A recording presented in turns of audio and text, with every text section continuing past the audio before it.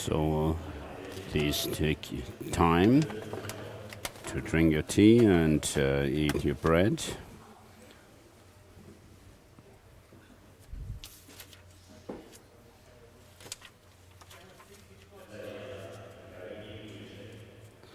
So giving two different kinds of tasks to your brain while tasting your tea and bread. Also use your ear, lend me your ears to listen to the teachings.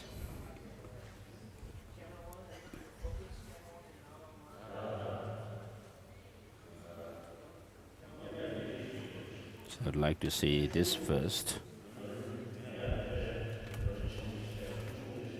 So Lam Chemo and Lam, the middle length, and which I have.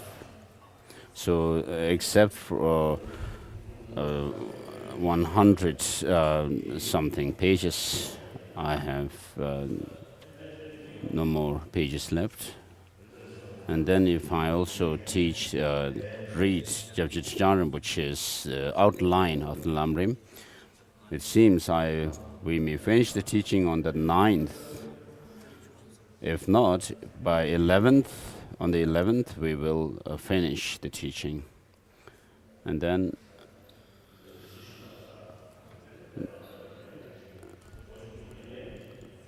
so if we finish these texts, then we may start with the superfine gold, the third Dalai Lama's Lamrim, and the Lamrim, the easy path or the path of bliss. So I might be able to finish on the 9th and on the 10th. So on the 10th, it's a special celebration for the Universal Declaration Day, on which His Holiness Dalai Lama received the Nobel Peace Prize in 1989. So we have a function. And then I have been invited to come to the Sakya institution here, which I know from a long time. And then also I'll visit Turling Monastery, which is a historical monastery of Tibet, on the 10th. So, and then we have time on the 10th and 11th and 12th.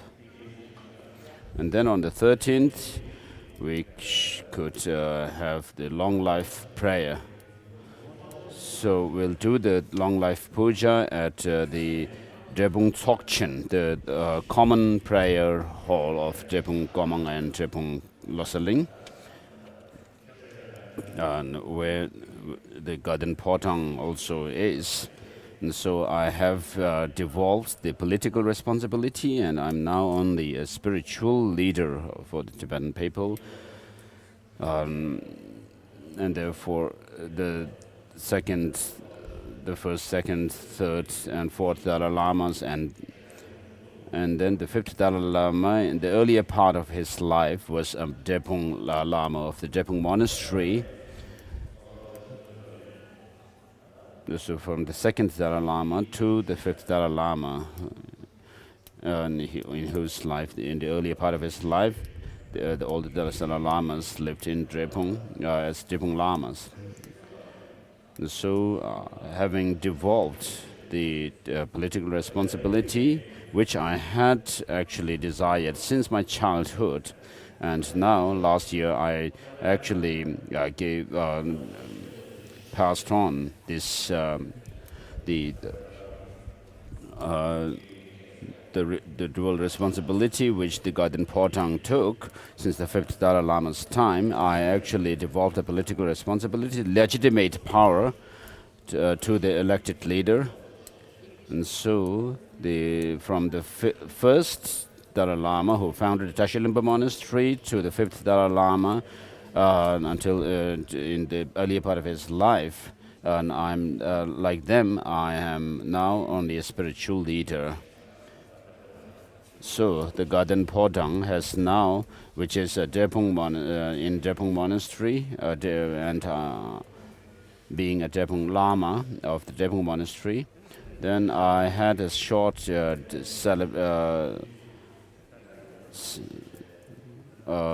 ceremony earlier when I arrived here, and then the conch shell which was unearthed by Master Tsongkhapa, I have also I have invited it to Garden, and now here during these Lamrim teachings. And so we'll have the Tenshuk, the long life puja, in Drepung Tsokchen, the common prayer hall of Drepung Gomang and Loseling. So then on the 15th and 16th, I'm meeting Thai scholars and monks in Delhi for some teachings and also discussions. And so initially I was supposed to leave here morning of the 14th, and but then I thought I might feel rather tired, so in the morning on the 13th we'll have the long life puja, and then I'll leave and stay in Goa for a night, and then the next morning I will leave for Delhi and will arrive there around 11 a.m. So this is my plan. So having received the teachings of Lamrim, the Great Treatise and the Middle Length Lamrim, if you are in a hurry to leave, so you may leave around the 9th or 10th. And then all of us, as we pray, may I meet with the perfect Guru. So just as we make this prayer, in all my rebirths, may I meet with the perfect Guru and never be separated and enjoy the magnificent Dharma and so forth. When I could attain the state of Vajradhara. So we are making such prayers, but if we think very carefully or closely, because of being cared for and guided by our kind masters. For example, my own kind masters have done that to me.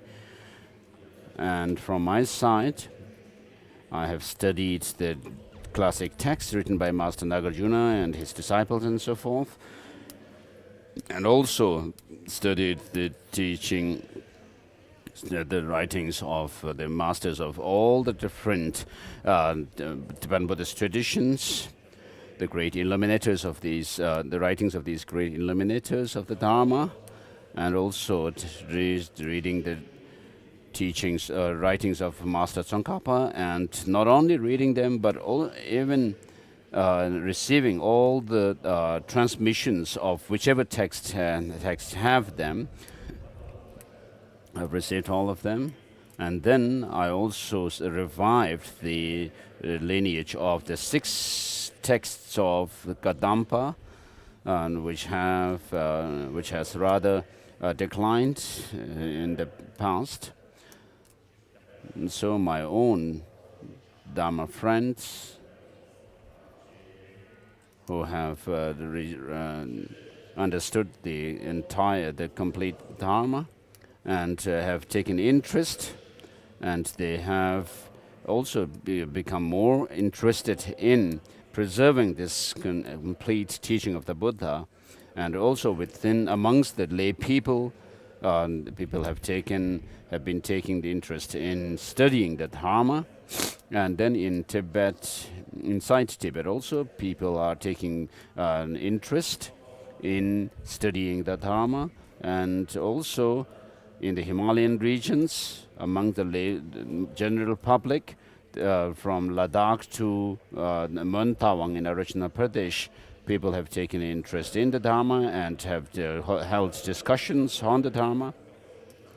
Although, despite the very sad situation of the Tibet and Tibetans, but outside Tibet, people have found there is newfound interest in Tibetan Buddhist tradition.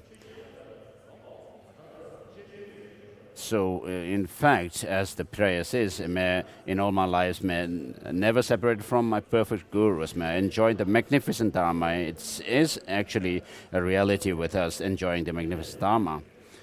And also, as Vasubandhu says, the practice and the teaching of or study of the Dharma is the way you preserve the Dharma, and so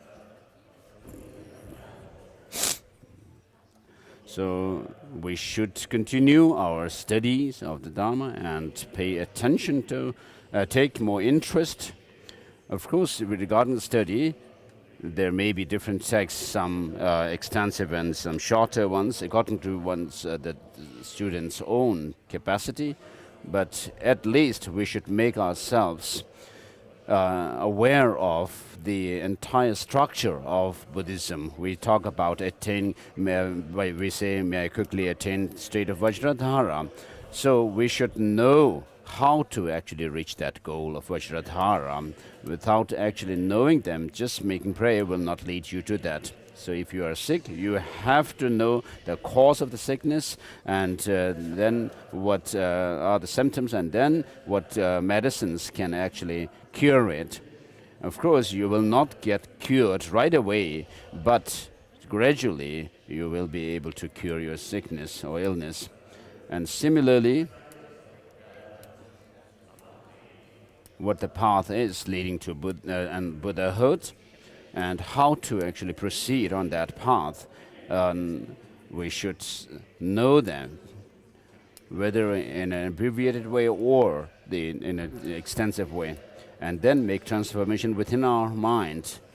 Just being extroverted, just turning your mind outside, and then just being engaged in intellectual study, intellectual game for the study of Dharma, and will not help. This in fact can be used negatively for despising others. So sometimes what people do is, after having come from Tibet, at which time they didn't really have anything to carry with them, then after coming into exile, when they get more students, especially students from the Western countries, they become really a bit proud and arrogant, and this is not good. So, if you do not examine your own faults, then you could be in robes, monastic or religious robes, but you will be a charlatan. And so, for example, regarding myself, I always kind of tell myself, be careful, be cautious.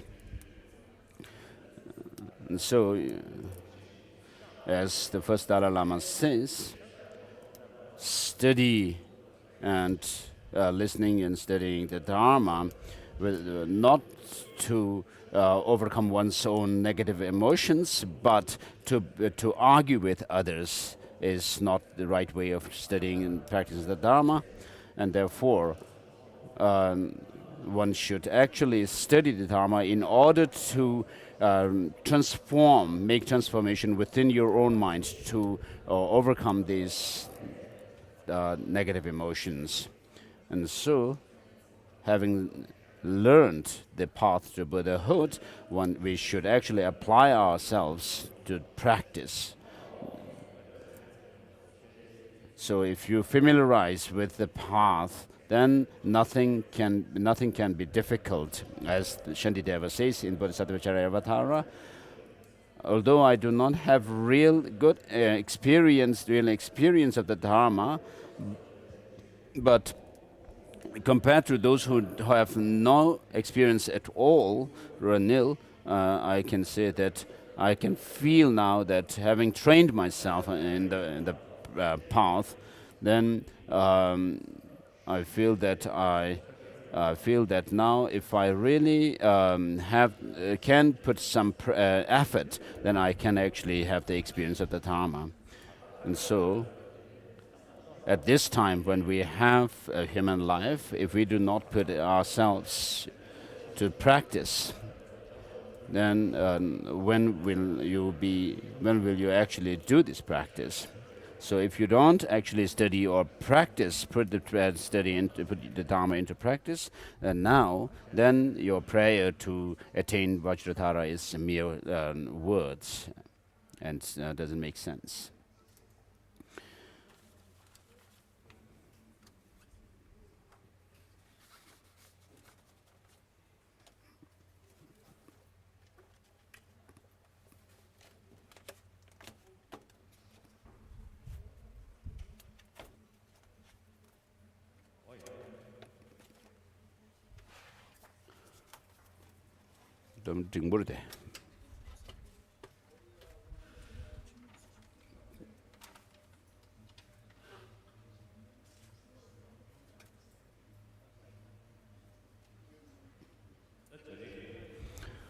Today,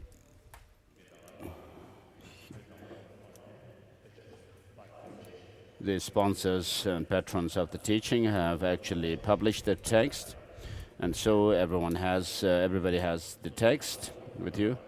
Unless you take care of these books, then you could actually use these books. So you can actually keep these books in your rooms. I brought my text in an emergency case on the 17th of March 1959 when I had to flee Lhasa. So I brought this Lamrim Chemo text with me under this very difficult circumstances. So you have received the teachings based on this text of the great treatise on the stages of the path.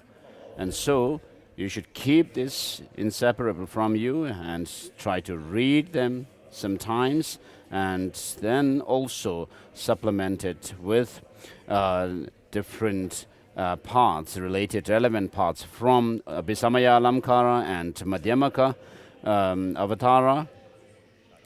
In other words, this text actually shows the parts which are shown in the taught in the Prajaparamita study of Prajaparamita and Madhyamaka.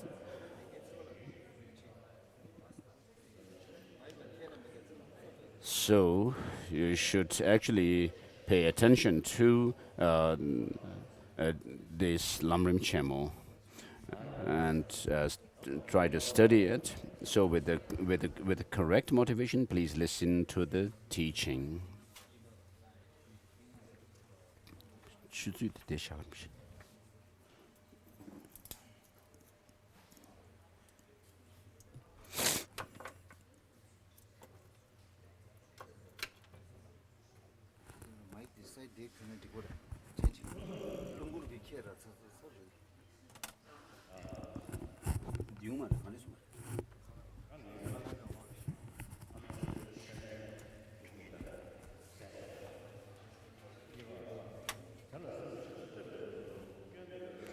So, Volume 3, Chapter 3, How to Focus Your Mind on the Object of Meditation, has 3 parts presenting the flawless method, eliminating flawed methods, and indicating the length of sessions. Regarding the first, the concentration that you will accomplish here has 2 special features: vivid intensity and non-discursive stability, staying one-pointedly on the object of meditation. So whatever object you have chosen, your focal point, when the mind actually stays on it, and not only staying there, but on top of that, if the mind is very alert,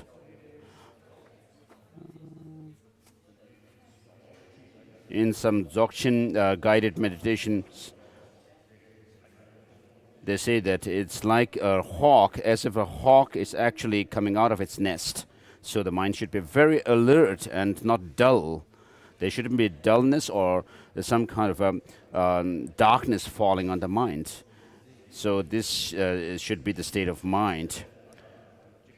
So there should be vivid intensity and intense mental clarity and non-discursive stability, staying one point on the object of meditation. Some add bliss. Dire.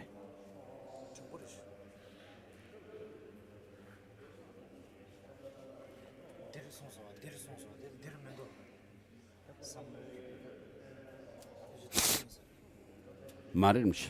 Dir.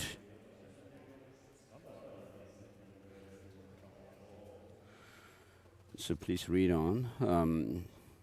Some add bliss to these, making these three features. Others add limpidity as well, making four. However, limpidity is included in the first feature, so it does not have to be listed as a separate item. Delight and bliss, which impart a sense of well-being, do occur as results of the concentration that you will accomplish here, but they are not concomitant with all of the concentrations which are included in the access to the first meditative concentration. Also, the concentration of the fourth meditative stabilization, which is said to be the best basis for achieving the good qualities of all the three vehicles, is not associated with any physical or mental bliss. Thus, delight and bliss are not counted as features here. While some of the concentrations on the formless levels lack highly vivid intensity, there is nothing wrong with presenting vividness as one of these two features. For Maitreya's ornament, Mahayana Sutra refers meditative stabilization other than the formless realm. This means that bodhisattvas, except for some powerful bodhisattvas, achieve good qualities by relying on concentrations within the levels of meditative stabilization. Since the development of this sort of vivid intensity is blocked as long as there is laxity, while one point it is non-discursiveness is blocked as long as there is excitement, laxity, and excitement are. So basically, we have our faith and belief, and which actually has some degree of focus on the object, and therefore, what we are talking about here is using this kind of a basic quality that we already have, and using it, and then making progress along the path. And without having any kind of basis within ourselves, then we cannot actually progress further. And therefore, you need to familiarize your mind with this basic quality that we already have, and then make advancements on it. So the chief obstacles are achieving genuine concentration. So if you do not understand how to identify accurately the subtle and coarse forms of laxity and excitement, or if you do not know how to correctly sustain a concentration which stops these ones, you have identified them. Then once you have identified them, then it will be impossible for you to develop serenity, not to mention that. So mindfulness helps the mind to not forget the object, whether the mind actually stays on the object or not, or even if it stays there, but it's not like slackened in its effort, then you need to. So whether this is happening or not, you need introspection. Those two things are needed for this. A technique in which your attention is not distracted from whatever it had as its original object of meditation, and an accurate awareness of whether you are distracted and whether you are becoming distracted. The former is mindfulness, the latter is vigilance.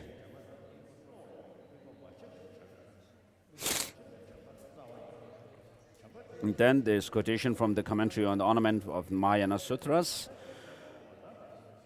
If a lapse in mindfulness leads to forgetting the object of meditation, you will be distracted and will immediately lose the object upon which you are meditating. Therefore, the foundation of cultivating concentration is mindfulness, which does not forget the object. How does such mindfulness focus your mind right on the object of meditation? Once you have at least visualized the object of meditation in the minimal manner as explained above, the generate a powerful apprehension. So with regard to mindfulness, there is co-emergent mindfulness, or mindfulness that is actually cultivated. And so there are different types of mindfulness, perhaps, but this indicates that mindfulness has three features. It observes object is a familiar object. Its observed object is a familiar object, since mindfulness does not occur with regard to a previously unfamiliar object. And so when we talk about remembering something, we need to have some memory. In this case, the image of the previously ascertained object of meditation appears. Its subjective aspect of our manner of apprehension is your mind's not forgetting the object, as indicated by the praise. Your mind is not forgetful. In this case, it is your mind's non-forgetfulness of the object of meditation. What does non-forgetfulness mean?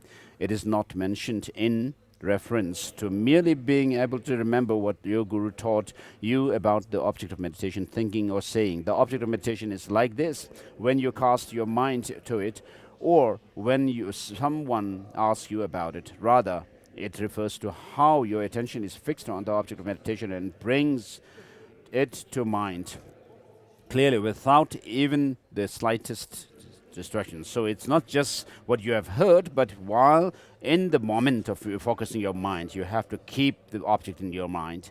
If you are distracted, you lose your mindfulness to the extent that you are distracted. Therefore, after you have set your attention on the object of meditation in the manner explained above, you think, in this way I have fixed my attention on the object of meditation. Then, without the examination, you sustain the force of that awareness in unbroken continuity. This is the most critical point in the technique of maintaining mindfulness. And number three, its function is to keep your attention from wandering from the object of meditation. So fixing your attention on an object of meditation in this way and controlling it is said to be like taming an elephant. An elephant trainer ties a wild elephant to a tree or sturdy post with many thick ropes. If it does as the trainer teaches it, then fine. If not, it is subdued and controlled, struck repeatedly with a sharp iron hook. Your mind is like the untamed elephant. You bind it with a rope of mindfulness to the sturdy pillar of an object of meditation, such as I have explained above. If you cannot keep it there, you must gradually bring it under your control by goading it with the iron hook of vigilance. Pavika's Heart of the Middle Way states, the erring elephant of your mind is securely bound by the rope of mindfulness to the sturdy pillar of the object of meditation and is gradually controlled with the hook of intelligence. So when you have excitement or in lethargy or laxity, then you have to actually become aware of it. Or when these are about to set in, you have to be aware of them as well. So it is not contradictory that the former text likens vigilance to an iron hook, while the latter text compares it to a rope. Mindfulness directly or continually fastens your attention to the object of meditation. However, indirectly, vigilance also focuses your attention on the object of meditation. For you depend on noticing actual or incipient laxity and excitement with the vigilance, and then stabilize your attention on the primary object without falling under their influence. Also, as cited above, the Master Vasubandhu says that both mindfulness and vigilance focus on mind on the object of meditation. So when here in meditation, you can use your mind as the object of your focus, your meditation, the focus of your meditation.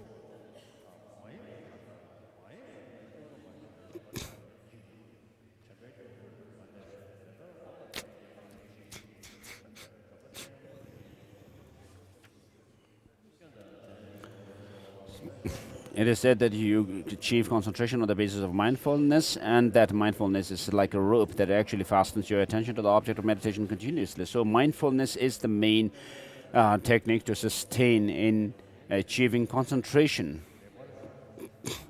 Also, mindfulness has a way of apprehending its object that carries a sense of certitude.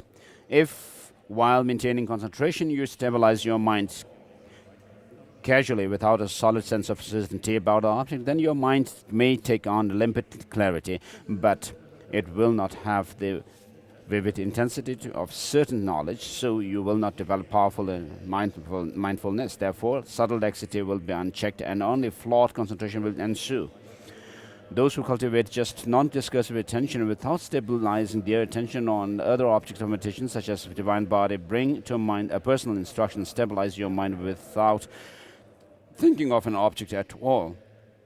Then they must keep their attention from being distracted and wandering. This non-distraction is synonymous with mindfulness that does not forget the object of meditation. Thus, since this meditation is simply the technique of maintaining mindfulness, those who meditate in this way must also rely on a mindfulness that carries the force of certain knowledge. Eliminating the flawed methods, there are misconceptions to dispel, such as the following. If you set your consciousness at a high level, as you have explained above, and then tightly stabilize it without discursiveness, there will indeed not be even the slightest fault of laxity. However, since this increases excitement, you will see that you cannot prolong stability and your elevated consciousness is brought down, as you will see that relaxing a well-tightened mind quickly leads to stability. This technique is a great instruction. Reply: with a sense of assurance, these words proclaim in a loud voice, good relaxation is good meditation, yet they fail to differentiate laxity and meditation. Thus, as I explained above, flawless concentration must have two features. The firm stability of non-discursive attention does not alone suffice. And wrong position at that time, laxity is when your mind darkens and becomes clouded. Without this, your mind has a limpid clarity, so your concentration is flawless. Reply: as this statement does not differentiate lethargy and laxity, I will elaborate on them later. Thus, if you use an intense cognition that is too tight, you may have clarity, but excitement will predominate, so that it will be hard to develop stability. If you sustain your meditation after becoming greatly relaxed, then you may have stability, but laxity will predominate, so that there is no vivid intensity. It is very hard to predominate, so that there is no. It is very hard to find the right balance of tension, so as to be neither too taut nor too relaxed. And for this reason, it is hard to develop a concentration free from laxity and excitement. With this in mind, the Master Chandrakami states in his praise of confession: if I use exertion, excitement arises. If I abandon it, slackness ensues. It is hard to find the right balance in this. What should I do with my troubled mind? The meaning of this is as follows. Use exertion means your mind is too tight. When you do this, excitement arises. When you let the tightness go and relax too much, you produce slackness, with your attention remaining inward. So it is difficult to find a proper balance for an even state of mind, free from laxity and excitement. Again, Buddha Shanti's commentary on the praise on confession says, exertion here refers to tightly focusing your mind on virtue with clear enthusiasm. And after you see the problem of incipient excitement, you abandon your exertion. That is, you give up your effort. Therefore, your attention becomes slack. Chandrakami's praise of confession also states, if I strain to engage the object, excitement occurs. If I relax, slackness develops. It is hard to find a practice in midway between these two. What should I do with my troubled mind? Buddha Shanti's commentary on this is clear. And therefore, Chandrakami says it is hard to find a concentration that is the right balance, or midway practice, free from the two extremes of laxity and excitement. If getting quite relaxed were adequate, there would not be any problem at all. Since the text says that this leads to laxity, it is obviously improper to use this method to achieve concentration. It is not enough to have clarity, which is simply the limpid quality of a very relaxed mind. There also must be a degree of tightness in the way you apprehend the object. In his discussion of the method used in the first two of 9 mental states, the noble Asanga says, for stabilizing and properly stabilizing your mind on this object, there is the attention of tight focus. Also, Kamala Shila's first stages of meditation says, after you clear away laxity, firmly hold just the object of meditation. And Kamala Shila's second stage of meditation states, then, after you have quelled laxity, We have quality laxity. By all means, make it so that your mind very clearly just see just the object of meditation. When Kamalashila says, your mind very clearly sees, he does not mean only that the object is clear. He means that your mind's way of apprehending the object is clear and firm. The above-mentioned way of maintaining mindfulness is extremely important. Without knowing it, your mind will show a great number of faults, such as slipping into great forgetfulness commensurate with the amount of your meditation, or dulling the wisdom that differentiates phenomena. Nevertheless, you mistakenly presume that you have a solid concentration. A question: while mindfulness fixes your attention on the object of meditation, as explained above, is it appropriate to monitor your meditation and think about whether you are holding the object of meditation well?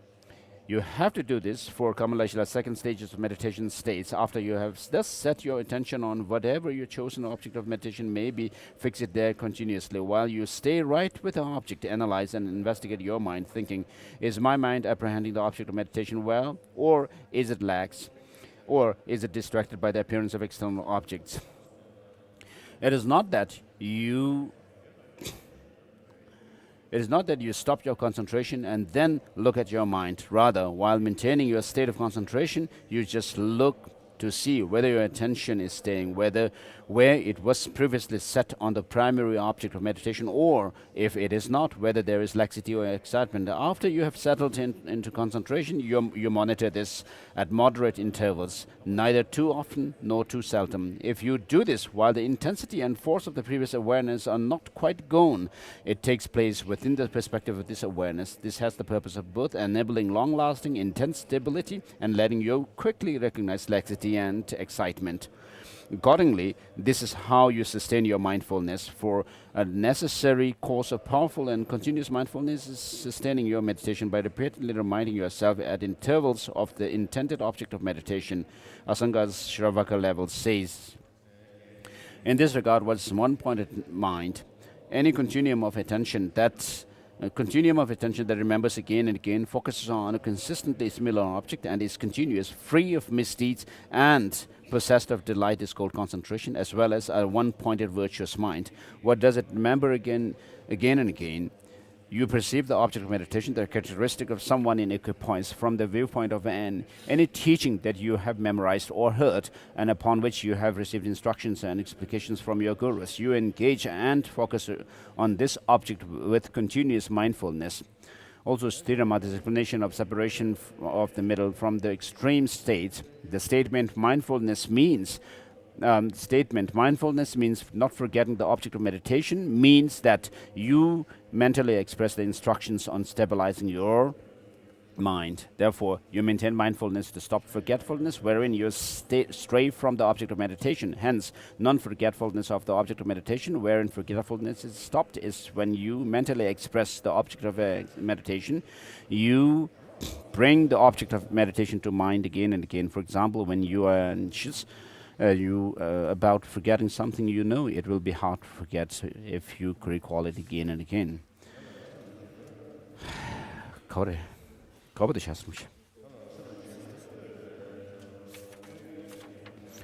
So this chapter 3 is finished. Now, middle length Lamrim, how to direct the mind towards it, has 3 points: the presentation of the faultless approach, eliminating faulty approaches, and indicating the length of session. The presentation of fault has 9 points, indicating that faultless meditative stabilization has 2 features. How it is unreasonable that some people add bliss and the like, making it 3 or 4 distinctions. And 3, identification, laxity, and excitement, and the importance of skill.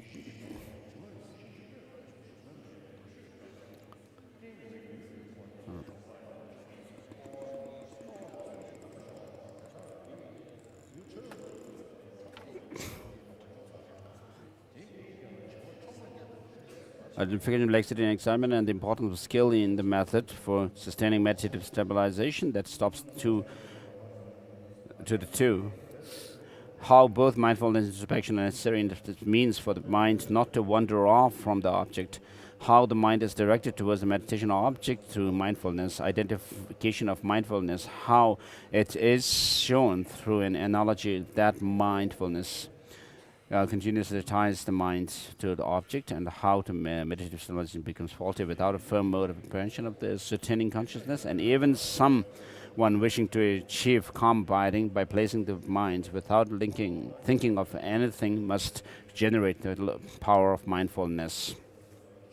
So regarding the first, the meditative stabilization to be accomplished here has two features, as said in Lama. It has a factor of intense clarity of an extremely clear mind, and it has the factor of non-conceptual stability of mind abiding single-pointed on its object. And regarding the second point, how some add bliss and make it three features, others add limpidity and make it four. However, limpidity has two aspects. Limpidity of one's consciousness feels more limpid than even an immaculate crystal ball full of immaculate water being hit by sunlight in the absence of cloud. And when the aspect of the objects, such as pillars, appear, a limpidity arises that feels as if one could count even their finest particles. These two nevertheless arise from the intensity of clarity factor being generated and sustained after subtle laxity has been eliminated. Therefore, it is not necessary to mention them separately in the beginning. Although joy and bliss in the form of pleasurable sensations arise as an effect of the meditative stabilization to be accomplished here, they do not arise in association with the meditative stabilization included in the preparatory stage or the first concentration, and therefore are not counted here. The emergence of such an intensity in the clarity factor is impeded by laxity, and single-pointedness, single-pointed non-conceptuality is impeded by excitement. Precisely that is the reason why these two, laxity and excitement, become the main obstacles to the accomplishment of pure meditative stabilization. And number three, that is why if you do not know how to identify subtle and gross laxity and excitement, and if you do not know an impeccable method for sustaining meditative stabilization that stops both of them, even calm abiding, not to mention special insight, cannot arise. Therefore, the intelligence who strive for meditative stabilization should become skilled in this way. That is to say, laxity and excitement are adverse conditions to the accomplishment of calm abiding, and the identification of adverse conditions as well as the actual methods for stopping them are taught below. So here I will describe how to generate meditative stabilization as a favorable condition for calm abiding. And number four, in this regard, meditative stabilization is the factor of the mind single-pointedly abiding on its object. That is to say, it must stay on the object continuously. For that, there are two requirements: a means of not letting the mind get distracted from its original object, and awareness of whether or not it actually is distracted. The first is mindfulness, second is introspection. When mindfulness deteriorates and you forget the meditation object, there is distraction and you lose the object immediately. Therefore, mindfulness that does not forget the object is the root. This is how to direct, number five, this is how to direct how to direct the mind towards this object. You visualize the basis of observation, as explained above. Then once it just about appears, you should generate a forceful mode of apprehending the object with your consciousness, uplift the mind and place it without newly analyzing it. And then next, there's 2 points: a source identifying the entity of mindfulness and the features of mindfulness. Comparative knowledge, mindfulness is said to have 3 features. What is mindfulness? Non-forgetfulness of the mind with respect to a thing it is familiar with, so its function is utter non-distraction. And the object, the feature of mindfulness has 3 points. The feature of object, since mindfulness does not arise with respect to a hitherto unfamiliar object, it says a thing it is familiar with. In this context, it is the appearance of the basis of observation having been ascertained before. And the feature of mode of apprehension, the non-forgetfulness of mind, is the factor that the mind does not forget an object. In this context, it does not forget the basis of observation. The manner in which the mind does not forget it is not said to be the mere ability to remember your past master's teaching. The basis of observation is like this. When others ask, and you are made to think about it, rather, the mind tied to the object is directly mindful of it and does not get distracted even in the slightest. When there is distraction, mindfulness is lost through its mere occurrence. Hence, after you have placed the mind on the basis of observation, you should generate the thought. This is how it is tied to the object. And then, without renewed conceptual thought, without interrupting the force of this very mind, sustain it continuously. That is the essential point about how mindfulness is applied. And the feature of the function, its functional feature is not to let the mind get distracted from its object. And how it is shown through the analogy that mindfulness continuously tied the mind to the object. So the unerring elephant of the mind is firmly tied with a rope of mindfulness to a stable pillar, the object, and gradually ruled with a hook of intelligence. And stage of meditation 2 says, with a rope of mindfulness and introspection, the elephant of the mind should be tied to that very tree trunk of the object. It is said that the meditative stabilization accomplishes independence of mindfulness, and that, like a rope, mindfulness continuously ties the mind to the object. Therefore, the principal method for fostering the accomplishment of meditative stabilization is that of sustaining mindfulness. Your mindfulness has a mode of apprehension with an aspect of ascertainment. So, when you foster meditative stabilization and place the mind without a firm mode of apprehension of the ascertaining consciousness, you gain clarity factor of mental limpidity. But the clarity factor of stark intensity of the ascertaining consciousness does not emerge. As a result, powerful mindfulness does not arise, and since subtle laxity is not stopped either, the meditative stabilization becomes faulty. And even someone who senses mere non-conceptuality of the mind without placing it on any other passage of observation, such as the deity's body, should remind himself, I will place the mind without thinking of any object whatsoever, and then prevent the mind from scattering and being distracted, since non-distraction is also synonymous with mindfulness that does not forget the object.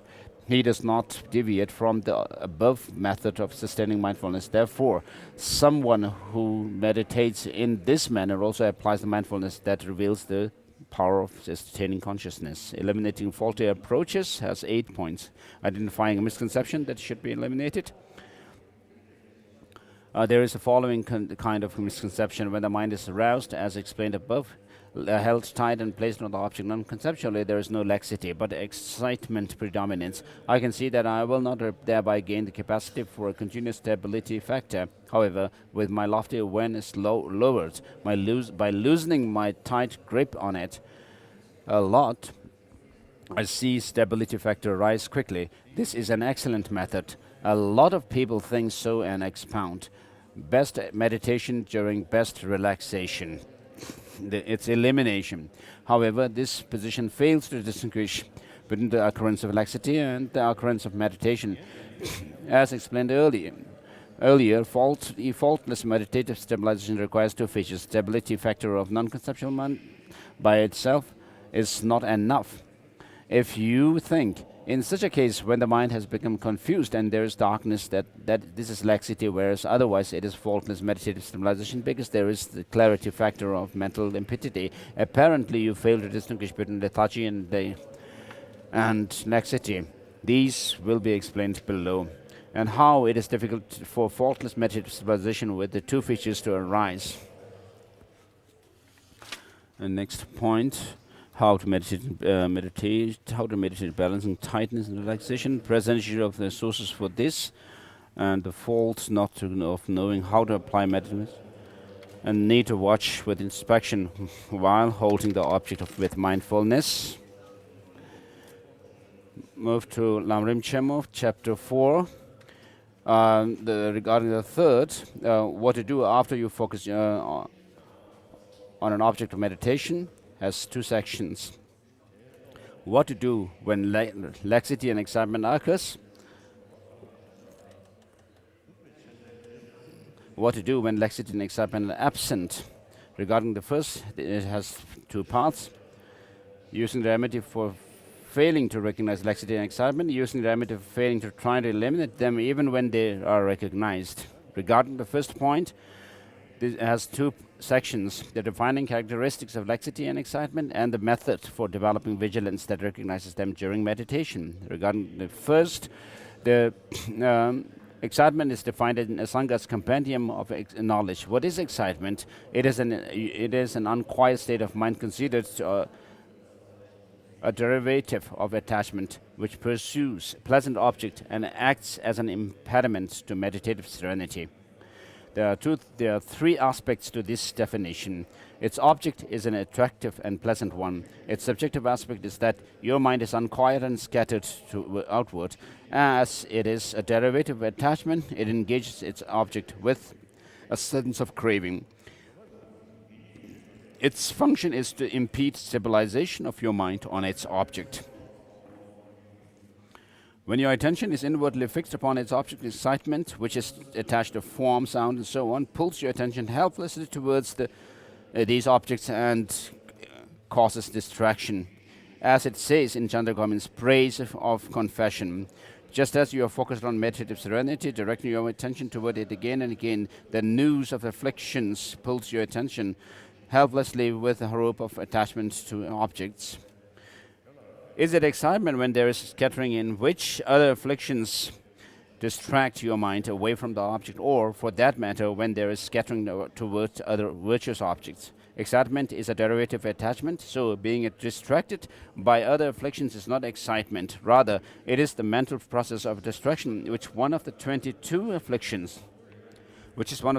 secondary afflictions. Scattering toward virtuous object may involve any virtuous mind or mental process, so not all scattering is excitement.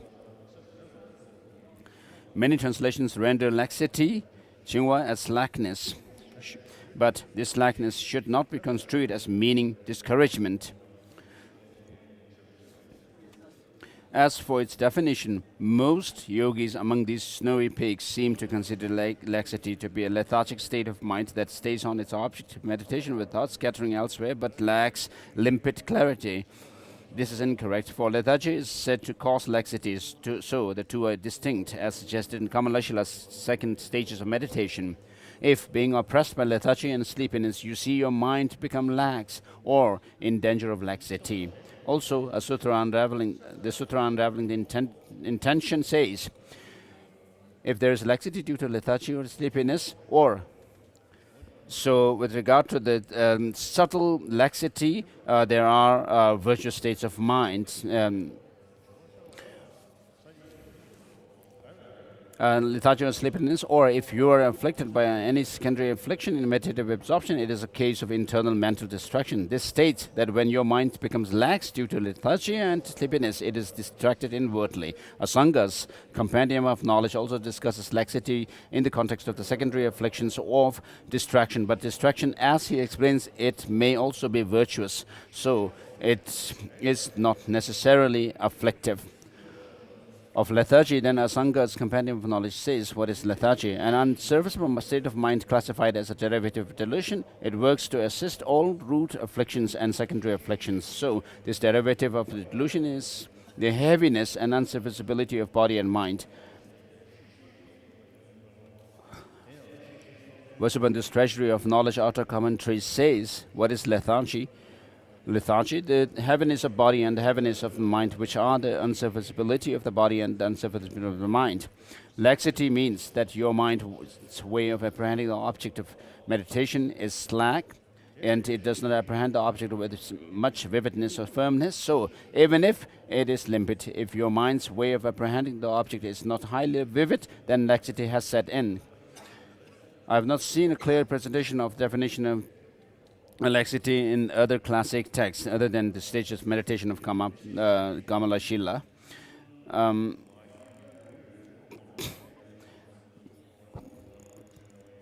Laxity may be virtuous or ethically neutral, whereas lethargy is neither a non-virtuous or an ethical neutral mental obstruction, and it is invariably a derivative of delusion. Moreover, the classic texts say that to dispel laxity, you must bring to mind pleasant objects such as the body of the Buddha or meditate on light so as to stimulate your mind.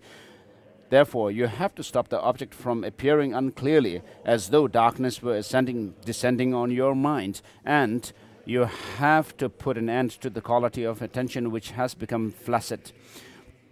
You need both a clear object of meditation and a tight way of apprehending the object. Neither a clear object alone nor transparency of the subject alone is enough. It is easy to recognize excitement, but laxity is hard to comprehend since it is not clearly identified in the authoritative classic texts. It is also very important because in this case it is a major point of a misunderstanding concerning flawless concentration. Therefore, you should experience laxity with an exacting awareness, and on that basis, examine it well and identify it in accordance with Kamalashila stages of meditation.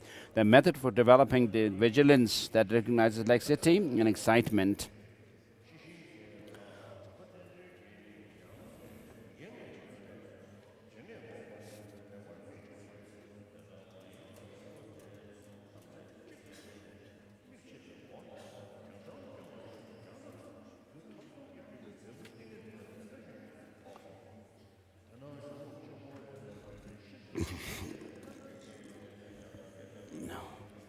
So next topic, using the remedy for failing to try to eliminate them even when they are recognized. And then next,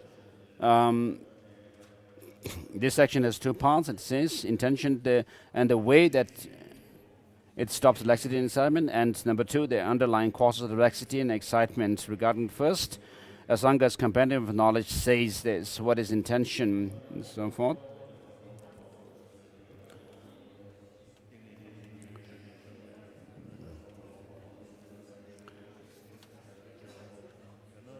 The question and the reply.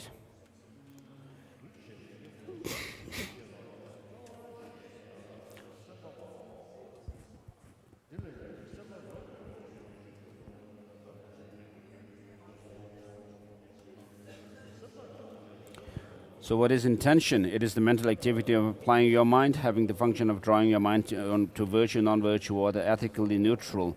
This is how you should understand it. For example, iron filings are compelled to move under the influence of the magnet.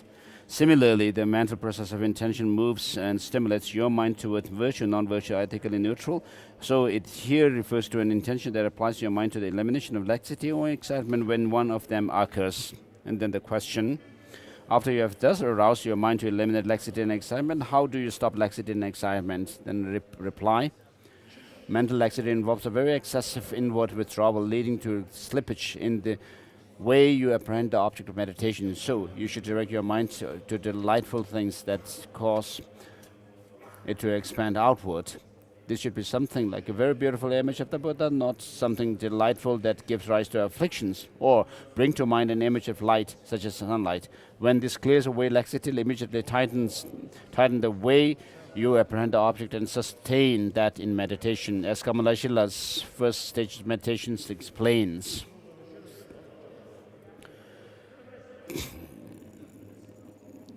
So in this situation, you do not meditate on a disenchanted object, but because disenchantment causes your mind to withdraw inward. When you expand your mind by using discerning wisdom to analyze an object of your choice, this also stops laxity. Arashura's Compendium of Perfection says, when slack, your mind is stimulated and inspired by virtue of an energy of striving for insight. Thus, laxity or slackness is as follows. The state of mind, the two terms described, is called laxity. Because there is a decline in the way you apprehend the object of meditation. It is called slackness because there is an excessive withdrawal inward. You counteract it by stimulating the way you apprehend the object and by making the object of meditation extensive so as to expand your mind. Bhava Viveka's Heart of Middle Way states, in the case of slackness, you expand your mind by meditating on an extensive object, and further, in the case of slackness, inspire yourself by observing the benefit of joyous effort. Also, Shantideva's Compendium of Training states, if your mind becomes slack, inspire yourself by cultivating delight. The great scholars and adepts are in agreement on this matter. So here is the most important remedy for stopping laxity. When you reflect on the good qualities of such things as the three jewels, the benefits of the spirit of enlightenment, and the great significance of attaining the Asia, it should have a bracing effect on your mind, just as cold water is thrown in the face sleeping person. This depends on your having had experience with discerning analytical meditation on these beneficial topics. If you cultivate a remedy for being accustomed to the underlying causes of laxity, namely lethargy, sleepiness, something that induces these two, wherein your mind takes on a gloomy aspect, then laxity resulting from these causes will not arise, or if it has arisen, will stop. In this regard, Asanga's Shravaka levels suggest such activities as going for a walk, holding an image of brightness in your mind and familiarizing your mind with it repeatedly, pursuing any of the six recollections, the Buddha teaching, community, ethical, discipline, generosity, and deities, stimulating your mind by means of other inspiring objects of meditation, orally reciting teachings that discuss the faults of lethargy and sleepiness, gazing in different levels and at moon and stars, and washing your face with water. Also, if laxity is very slight and occurs only infrequently, tighten up your apprehension of the object and continue meditating. But if laxity is dense and seems to occur repeatedly, suspend your cultivation of concentration, clear away laxity using any of those remedies, and then resume your meditation. Whether your object of meditation entails directing your mind inward or outward, if the object isn't clear and you have the sense of darkness, slight or dense, descending on your mind, then it will be hard to cut through laxity if you continue to meditate without eliminating it. Therefore, as a remedy for that, repeatedly remeditate on the appearance of light. Asanga's Shravaka level states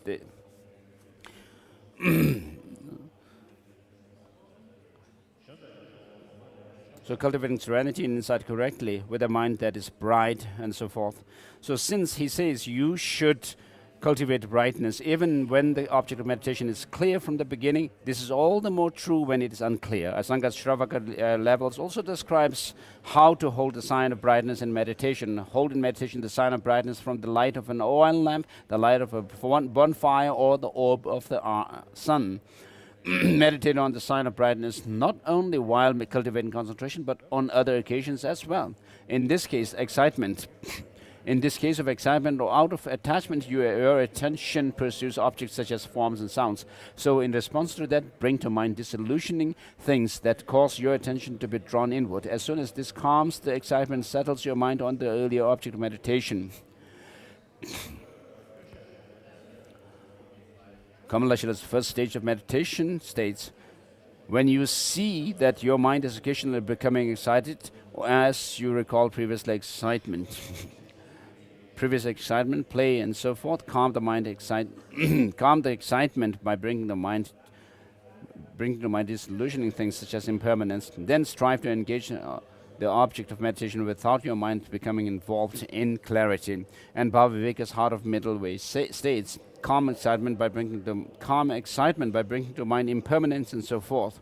And pull your mind back from distraction by noting the faults of distracting objects. As Chandideva's companion training states, if excitement occurs, calm it by bringing impermanence to mind. So, if very strong or prolonged excitement arises, it is crucial that you relax the meditation for a while and cultivate a sense of disenchantment, rather than attempting to pull in your mind and direct it back to the object of meditation every time it becomes scattered. For excitement that is not so dominant, draw in the scattered attention and fix your attention upon the object of meditation. This is because Aryashura's Compendium of the Perfection states, when your mind becomes excited, stop this disturbance by calming it and stabilizing your mind. And Asanga's text on the levels says that this sutra passage, you focus your mind, refers to remedy for excitement. It is generally said that if your mind is excited, you should focus on the object of meditation. If it is lax, you should think about a delightful object. Asanga's Shravaka level states this. Thus, once your mind has become withdrawn inward and you note that there is slackness or the threat of slackness, gladden your mind by thinking of an inspiring thing. This is maintaining your mind. How do you settle your mind? While maintaining your mind, when you note that your mind is excited or that there is the threat of excitement, withdraw your mind inwards and settle in a calming stabilization. When your mind is excited, do not bring to mind an inspiring and delightful objects, because this will cause your mind to be distracted outward. And next topic, the underlying causes of laxity and excitement.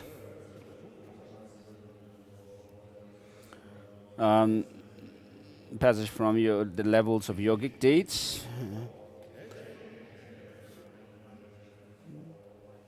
Two passages.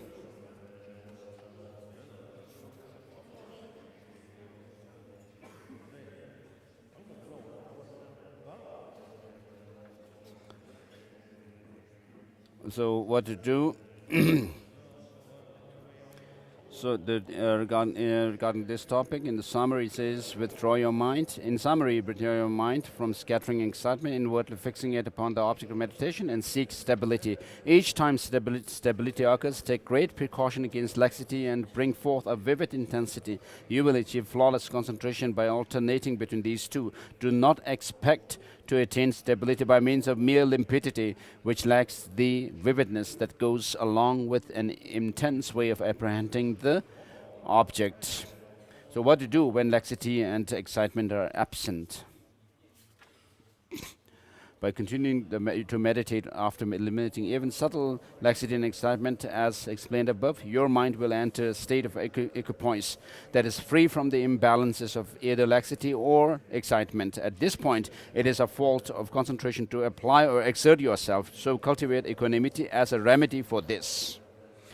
Kamala Shila's second stage of meditation says, when laxity and excitement have gone, and you see that your attention is calming, remaining on the object of meditation, calmly remaining on the object of meditation, relax your effort and abide in equanimity. Then remain this way for as long as you.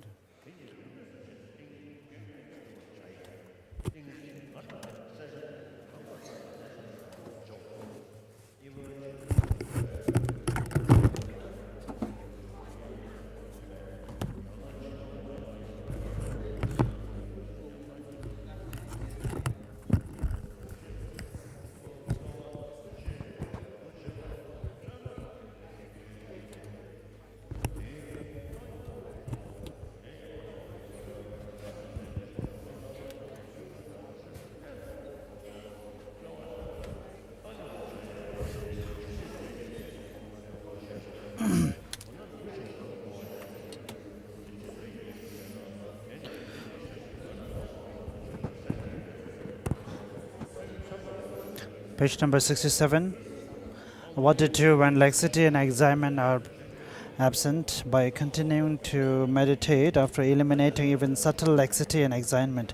As explained above, your mind will enter a state of equipoise that is free from imbalance of either laxity or excitement.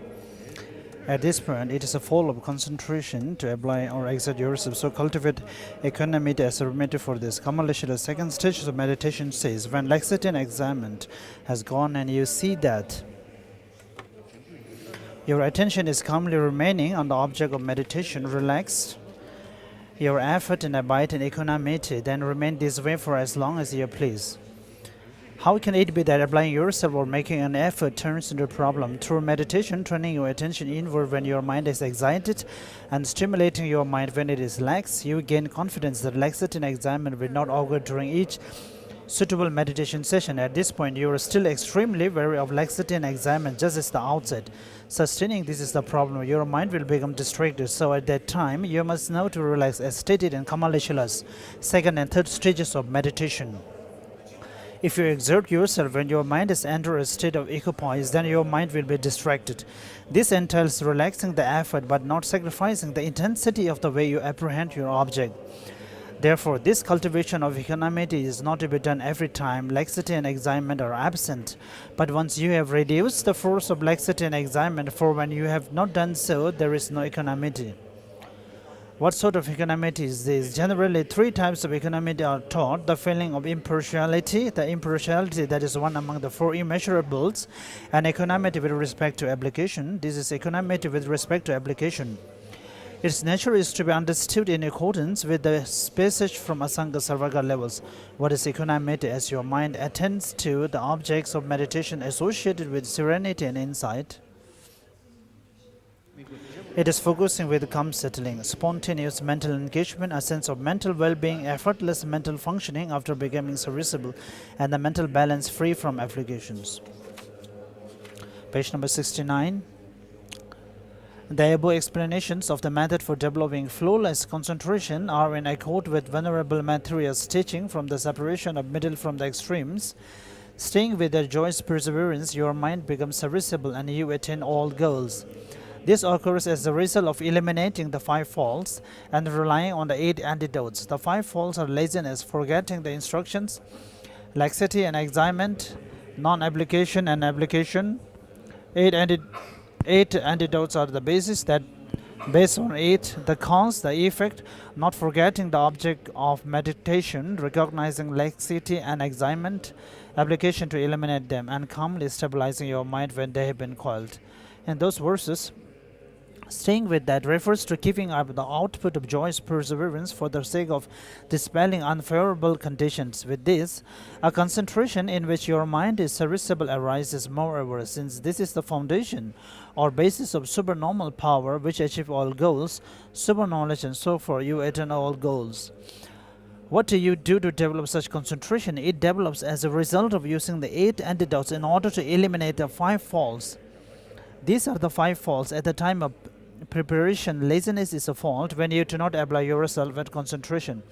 When you are working at concentration, forgetting the instruction is a fault, because when you forget the object upon which you were instructed to meditate, your mind is not set in equipoise upon the object of meditation.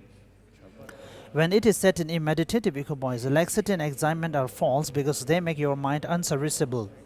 When laxity and excitement augur lack of effort is a fault because it does not quell those two. When laxity and excitement are absent, the fall is the intention of application. Kamaleshala's 3 stages of meditation point out that there are 5 faults if laxity and excitement are treated as one, since if they are listed separately. Among the remedies for those faults, the 8 antidotes, there are 4 remedies for laziness, confidence, yearning, effort, and pliancy. Then the remedies for forgetfulness, laxity, excitement, non-application, and application are respectively mindfulness, vigilance that recognizes laxity and excitement, the intention of application, and calmly established equanimity. I explained this extensively above. These are the most excellent instructions for achieving concentration. They are set forth in the Great Master Kamaleshala's 3 stages of meditation, as well as many expositions on achieving concentration by other great Indian scholars. They are also explained in the discussion on achieving serenity in Aditya's commentary on his own Lamp for the Path to Enlightenment. Earlier gurus of stages of path have conveyed a rough idea of these points, yet those wishing to cultivate meditative stabilization have not understood how to proceed. Thus, I have set this forth at length. That mindfulness and vigilance remove laxity and excitement from your mind's one point in concentration is a common theme to all personal instruction on this practice. So, this point is that you should sustain a meditation which likes this too. Back to middle and lumbarum.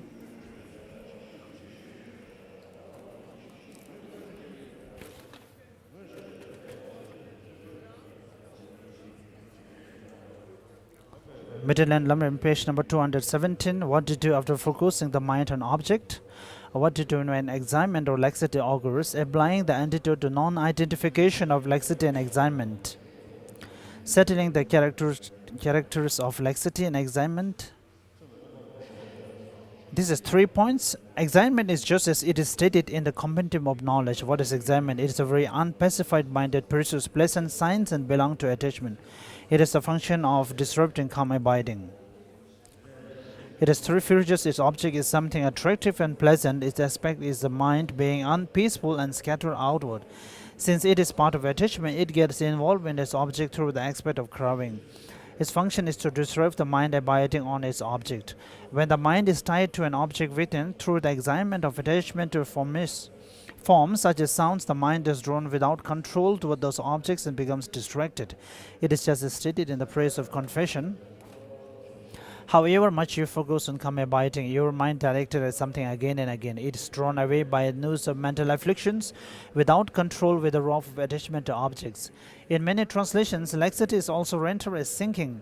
Some people assert a lethargy in which the mind lacks clarity and limited and abides without scattering to other objects to be laxity, which is incorrect, for it says in the stages of meditation and in the sutra, unraveling the intended meaning, that laxity arises from lethargy.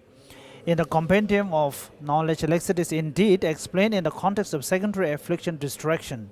However, when there is distraction as explained there, virtue may also arise, so it is not necessarily afflicted.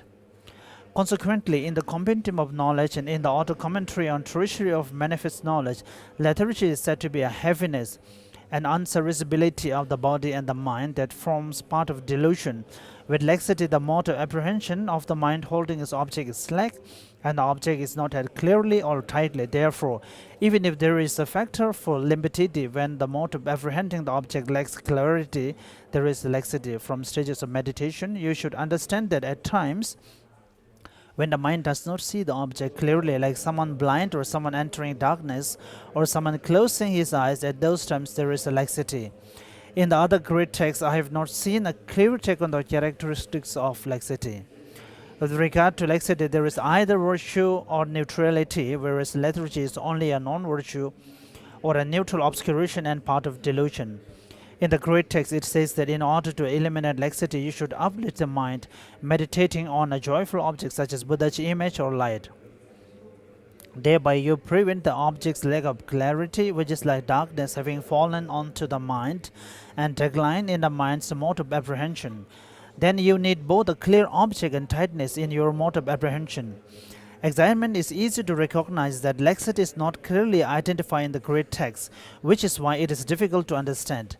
Yet it is essential because there is a major ground for mistaking one's meditative stabilization to be faultless. Therefore, you should investigate and identify it well with mental subtlety, based on your experience and in accordance with statements in the stages of meditation. The method for generating introspection that realizes this during meditation has 5 points. It is not enough to merely have an understanding of laxity and examination. Rather, you need the ability to generate introspection that knows exactly whether or not laxity or examination have arisen during your meditation.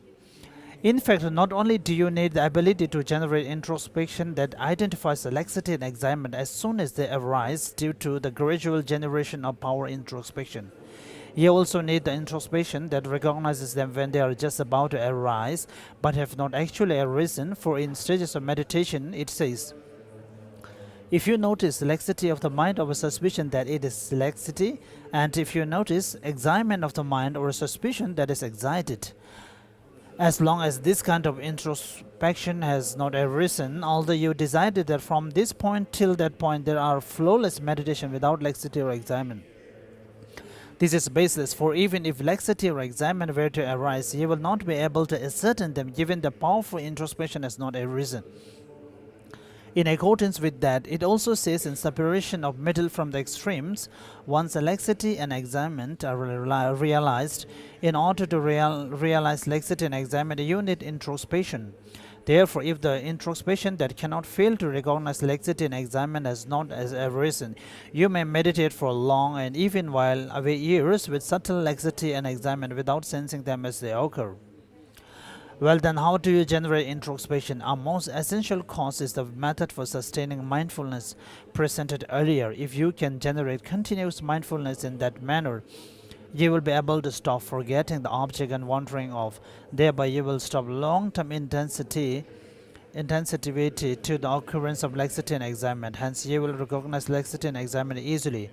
This is very clear when you look at it from the perspective of your own experience. The amount of time it takes you to recognize the laxity and examination when mindfulness has deteriorated, and the amount of time it takes you when it has not.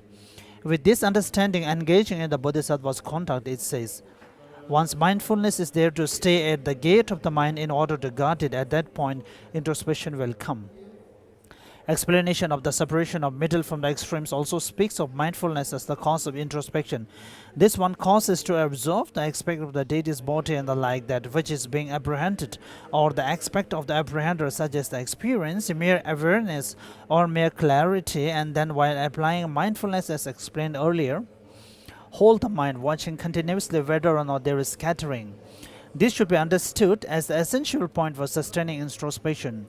In accordance with that, engaging in the Bodhisattva conduct also said, investigating again and again the state of body and mind. In brief, just that alone is characteristic of the guarding of introspection.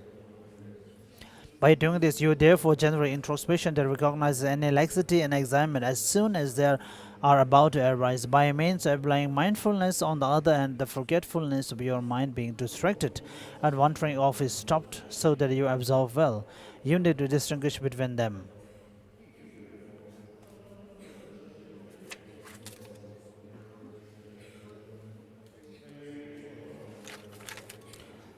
On page number 221, second paragraph. Now this laxity or sinking is lax because the mode of apprehending the object has gone down, and it is sinking because it has withdrawn inward too much.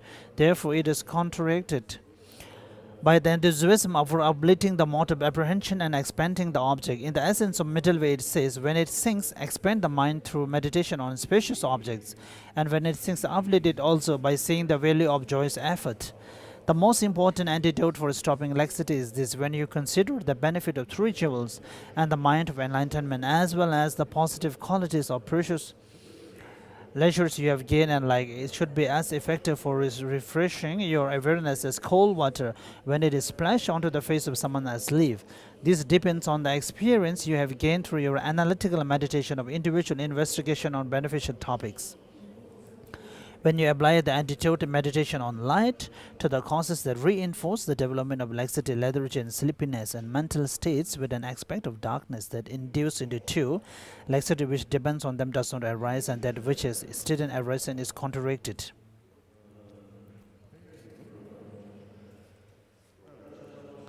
Sarvaga levels also talks about having a break from this activity, taking to mind the characters of light and familiarizing oneself with them again and again, uplifting the mind with any of the six recollections of the three jewels, ethics, giving entities, or other purifying objects, as well as reciting teachings that point out the disadvantages of lethargy and sleepiness, looking to the side or at the moon and the stars, washing one's face with water, and so forth. Furthermore, if the mental laxity is very slight and does not occur more than once in a while, you should tighten the mode of apprehension of the mind as you meditate. However, when dense laxity recurs and again, suspend the meditation, apply the antidotes as appropriate, and continue to meditate as soon as the laxity has been cleared away. If the object the mind is holding becomes unclear and as an aspect slight or dense of something like darkness falling upon the mind occurs, as an antidote to that, take up the characters of light such as butter lamp, fire, and sunshine. If you familiarize yourself with them again and again, a great limpidity of mind will arise. How to stop excitement? This is 2 points. When it comes to excitement, the mind runs after forms, sounds, and other objects due to attachment. So for that you should attend to something depressing, a cause for the mind to withdraw inward. However, as soon as the excitement has subsided, because of that you rest in equipoise. In essence of the middle way, it says, pacify excitement by attending, for instance, to impermanence. And you should collect the distracted mind by seeing the faults of the signs of distraction. When intense or long-lasting excitement occurs, it is effective to loosen the meditation for a while and meditate on something disillusioning, whereas collecting the mind inward and blessing it every time it scatters is not. Whenever the excitement is not that strong, you should collect the distracted mind inward and tie it to the object.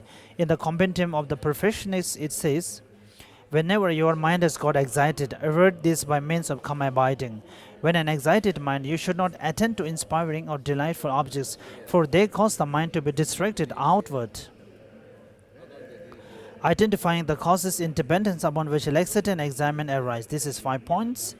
The common causes of the two, laxity and excitement, are not guarding one's sense doors, not eating the right amount, not putting effort into one's practice without sleeping during the first and last parts of the night, and remaining without introspection.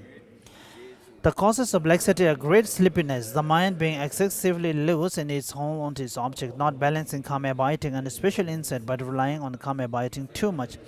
The mind remaining as though in darkness, do not take joy in directing the mind towards the object. Page number 223. What to do while free from laxity and excitement. This is 6 points. Since it is a mistake to apply antidotes through laxity and excitement have been cut off, you need to apply the antidote to that, the equanimity of natural composure.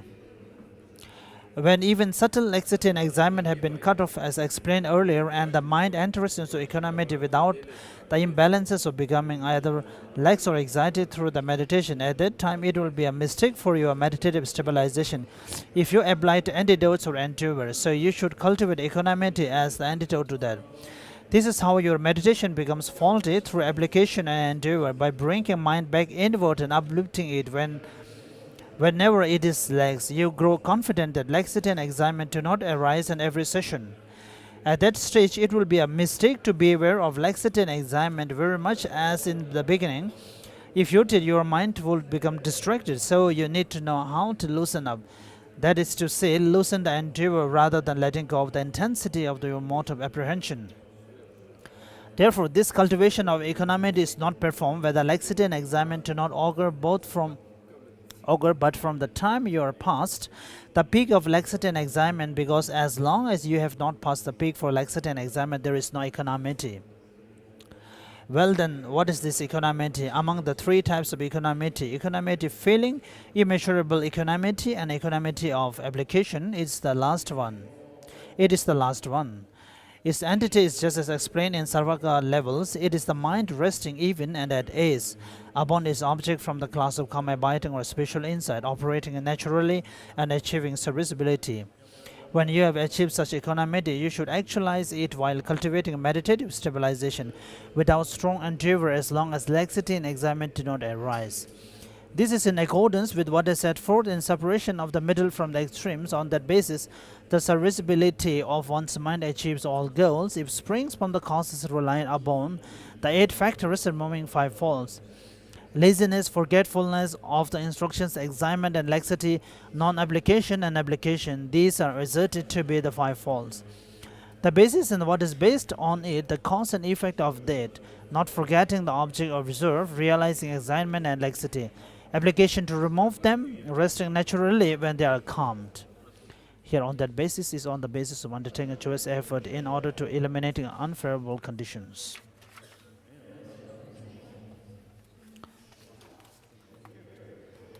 Attaining serenity.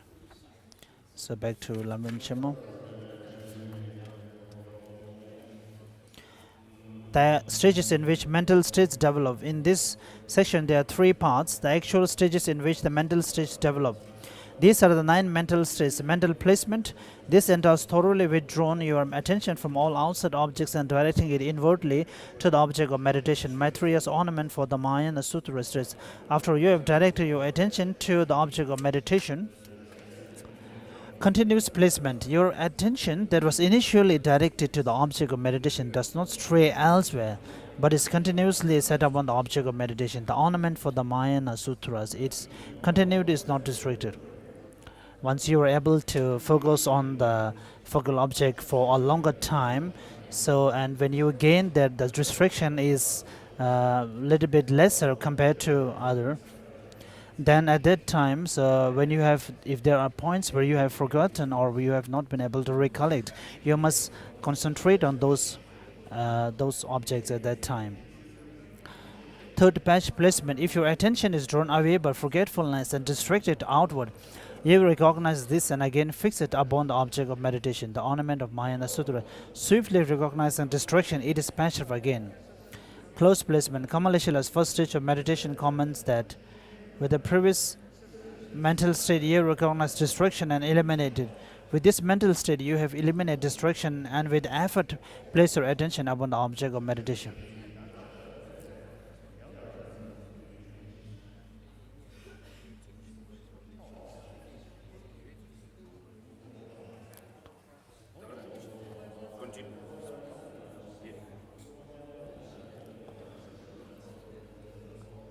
taming, reflecting upon the advantages of concentration, you take delight in concentration, the ornament for Maya and Sutta. This because you see the advantages. Your mind is tame in concentration. The Sarvaka levels comments that if your mind is distracted by signs of any of the 5 sensory objects of visual form and so on, of the 3 mental poisons of a man or a woman, you regard these 10 signs as disadvantages from the outside and do not let them scatter your mind. Regarding distraction as a fall, you quell any dislike for concentration, the ornament for the Mayana Sutras, because you see the falls of distraction. You quell dislike for the meditation. The Sarvaka levels assert this. If your attention is disturbed by thoughts, such as those concerning sensory objects, and by secondary afflictions, such as obstructions involving attraction to the sensory, you regard this from the beginning as disadvantageous and do not allow your attention to be drawn to your thoughts and secondary afflictions. Complete pacification. This entails the fine pacification of the occurrence of attachment, melancholy, lethargy, sleepiness, etc. The ornament for the Mayana Sutras. As soon as attachment, melancholy, etc. arrest, they are pacified. The Sarvaka level says that if the thoughts and secondary afflictions mentioned earlier arise as a result of forgetfulness, you do not submit to all that appear but eliminate them.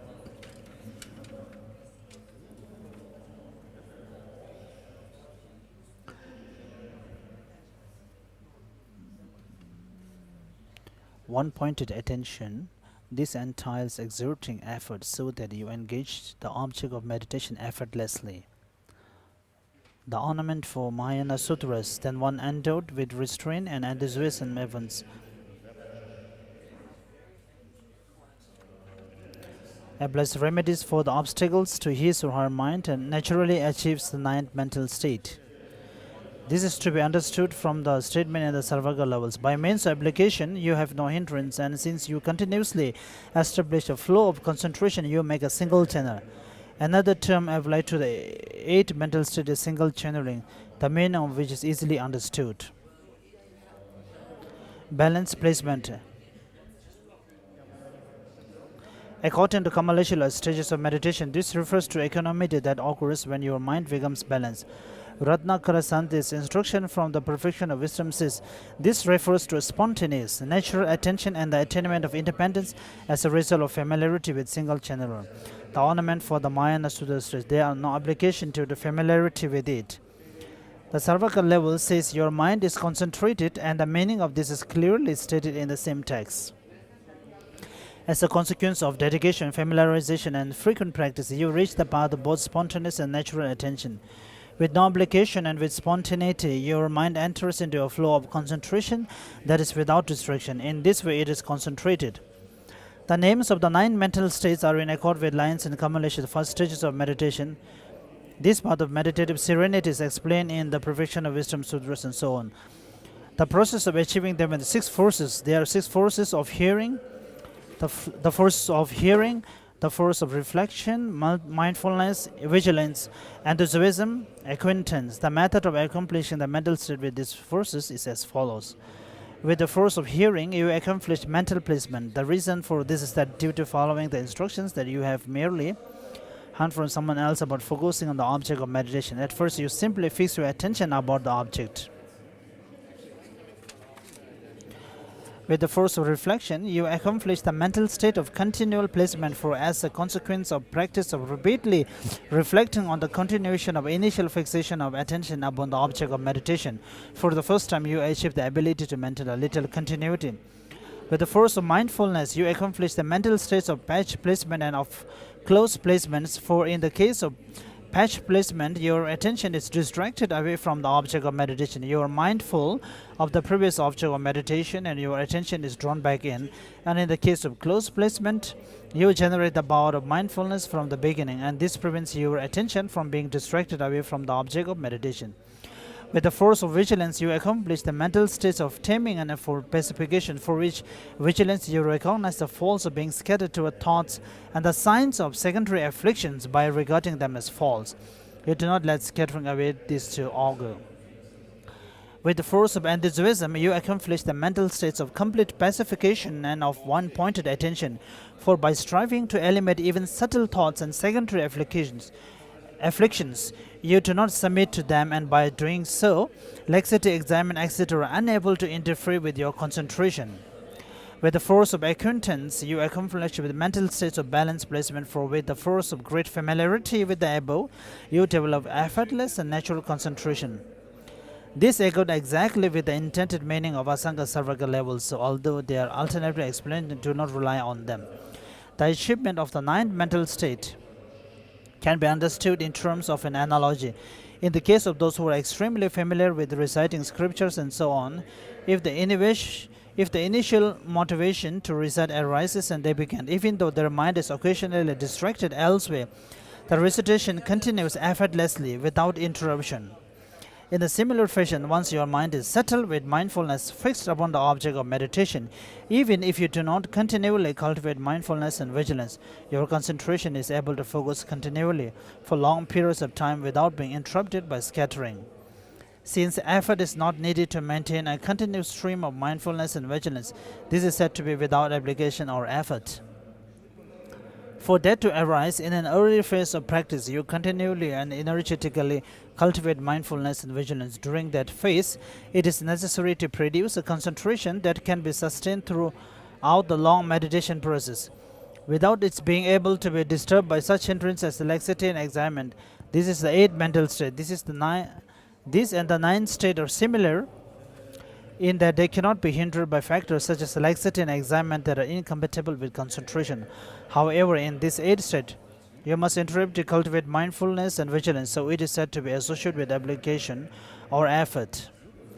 Page number 77, last paragraph. Therefore, in summary, first of all, follow the personal instructions that you have heard and correctly apply the method for setting your attention in a balanced fashion. Then repeatedly reflect on the way of setting your attention, and as you are able to bring together a little continuity, sustain a continuous stream of attention. Then if your mindfulness declines and you become distracted, swiftly draw your attention back in and quickly become mindful that you have forgotten the object of meditation. Then generate the powerful mindfulness and bring forth the force of mindfulness that prevents distraction away from the object of meditation from the object. By accomplishing forceful mindfulness, by seeing the force of laxity, excitement, etc., which distract the attention away from the object of meditation, develop instant vigilance to monitor your attention. Then when you are distracted by even subtle forgetfulness, recognize this immediately and stop it short, and upon eliminate it, generate the power or effort to lengthen the flow of attention that is uninterrupted by hindrances. Once that is arisen, you master familiarity by meditating with effort and by accomplish the ninth mental state in which your concentration becomes effortless. Therefore, until yogis attain the ninth mental state, you must exert effort to apply their minds to concentration. But upon attaining the ninth mental state, even if they expend no effort for the purpose of settling the mind and meditative equipoise, their minds automatically become concentrated. Even in the case that this ninth mental state is attained, if pliancy is not achieved, then it, as will be explained later, if you are not even defined as attaining meditative serenity, how much less are you defined as achieving insight?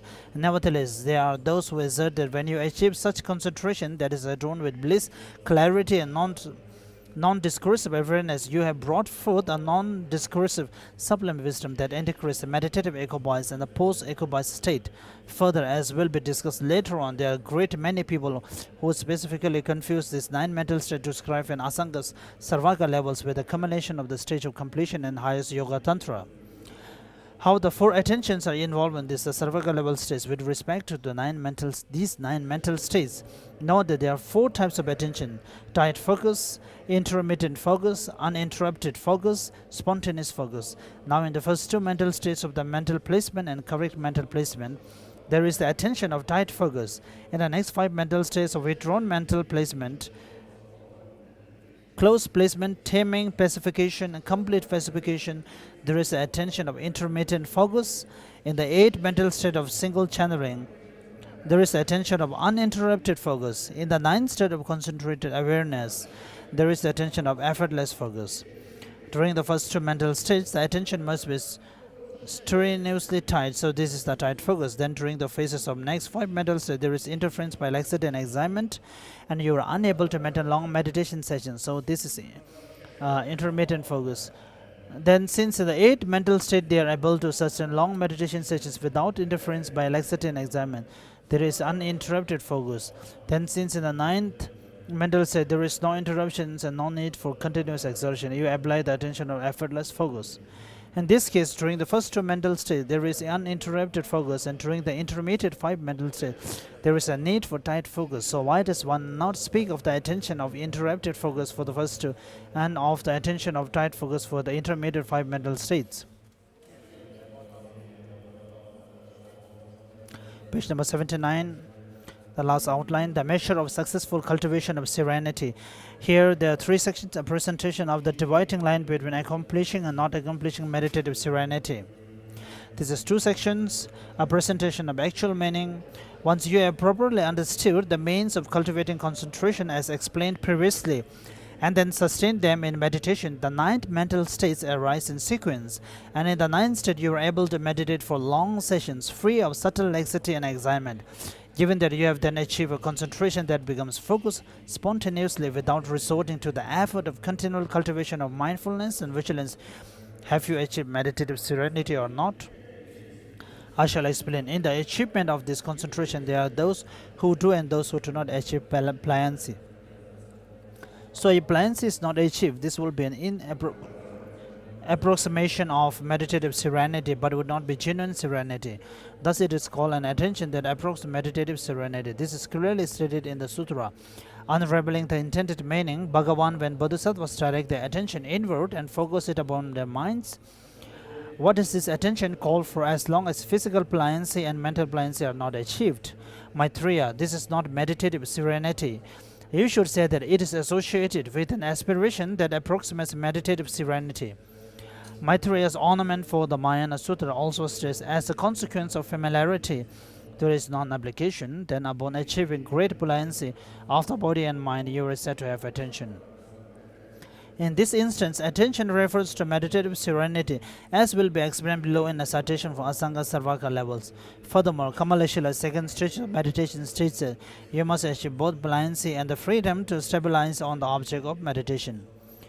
For you who have cultivated meditative serenity in this way, when your body and mind become pliant and you have master over your mind in directing it as you wish, at that time know that you have accomplished serenity.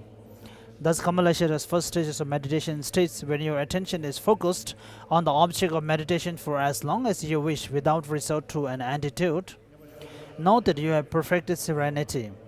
The second stages of meditation clearly indicates that the above citation also refers to the presence of pliancy. Furthermore, the economity explained in Maitreya's separation from the middle from the extreme among the 8 antidotes has the same meaning as the 9 mental states referred to here. It states that this alone does not suffice and you need pliancy as well. Ratnakarasanti's instruction for the perfection of wisdom very clearly states the bodhisattvas dwelling alone in solitary places direct their attention to their intended object. Freeing themselves from mental conversation, they frequently direct their attention to the mental image. Until physical and mental pliancy arise, there is an attention that approximates serenity, but when they do arise, it is serenity. All these citations also establish the meaning of the sutra, unraveling the intended meaning. Well then, which of the 9 levels incorporates the concentration in which pliancy is not arisen?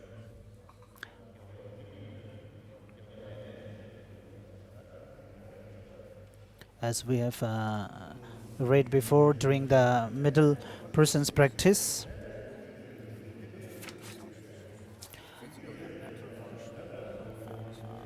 the physical and mental dysfunctions are the unfitness of your body and mind for being unemployed to cultivate virtue at will. Page number 82, sorry.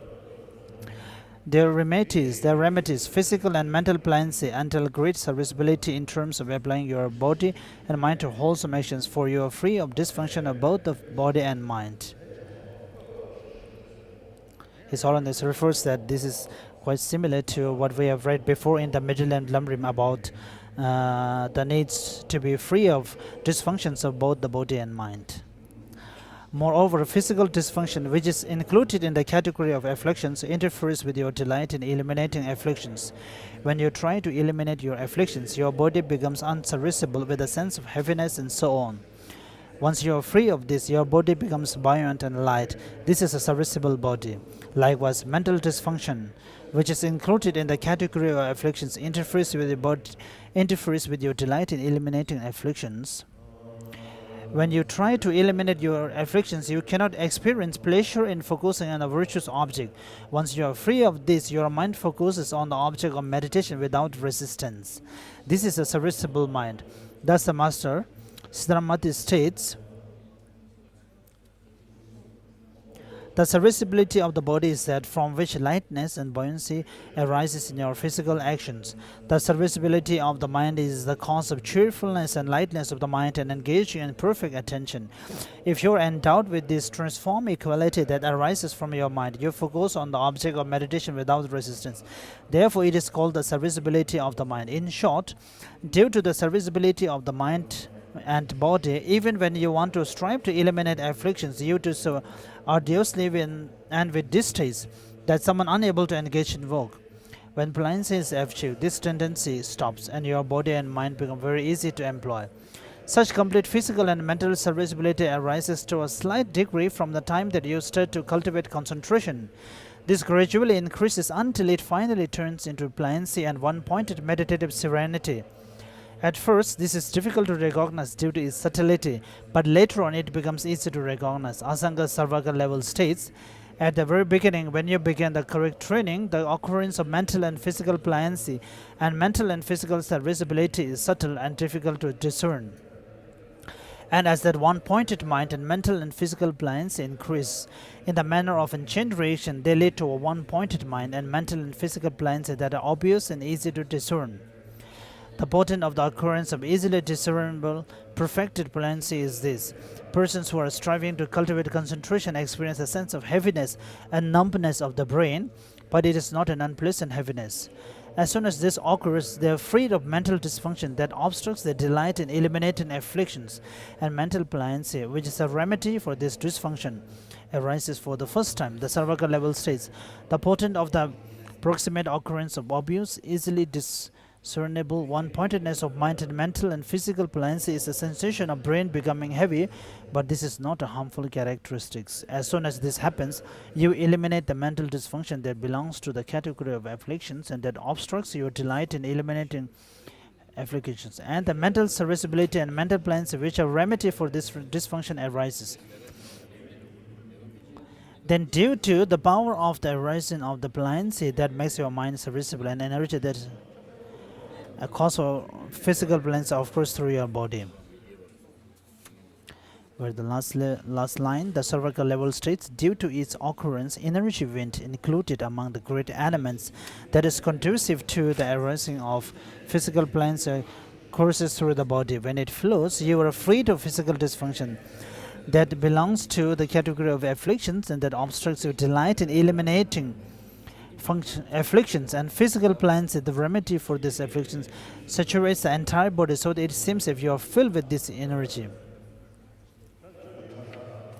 So here the energy wind, due to its occurrence energy wind, so it refers, we have to see how the subtlety of this energy wind is. So it may be a rough one. This is conducive to the arising of physical pliancy courses through the body.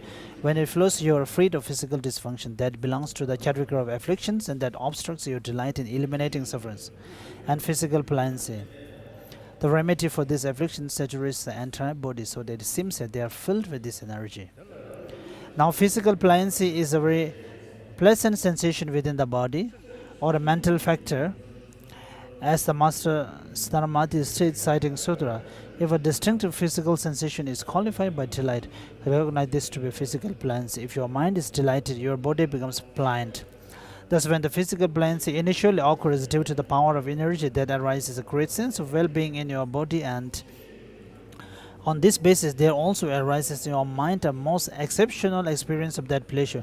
Thereafter, the force of this initial occurrence of pliancy gradually subsides, but this is not a case of pliancy become exhausted.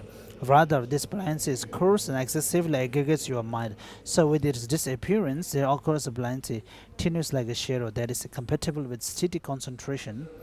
Once the rapturous delight of your mind has disappeared, your mind stabilizes firmly upon the object of meditation, and you achieve meditative serenity, which is free of turbulence caused by great delight. The Sarvaga level states, when this first arises, you experience delight, a great sense of bliss, attention to unsurfaced delight, and a manifest delight. Following this, the force of pliancy that first arises slowly becomes very refined, and your body becomes endowed with chateau-like pliancy. You eliminate delight, your mind becomes stabilized with meditative serenity, and you focus on the object of meditation with exceptional serenity. Once such things happens, you are said to have attention, you achieve serenity, and you are included among the ranks of those who have achieved attention. For by achieving serenity, which is included in the access to first stabilization, you achieve the smallest type of attention on the level of meditative equipoise. This accords with the statement in the Sarvaka levels. Thereafter, the novice yogi is endowed with attention and is included in the ranks of those who are called attentive. Why? Because this person has achieved a small type of attention on the level of meditative equipoise that first experienced the form ROM. Therefore, this person is called attentive. The level of meditative equipoise is a synonym for the level of two higher ROMs. The marks associated with attention and the elimination of calms. These are the marks and signs to be known by yourself, and other as a criteria for having achieved attention. You who have achieved such attention have this mark. The achievement in small measure of this for your mind belongs to the level of form, physical pliancy, mental pliancy, and one-pointedness of mind. The ability to purify afflictions either by means of path bearing the aspects of calmness and coarseness, or the path bearing the aspects of truth.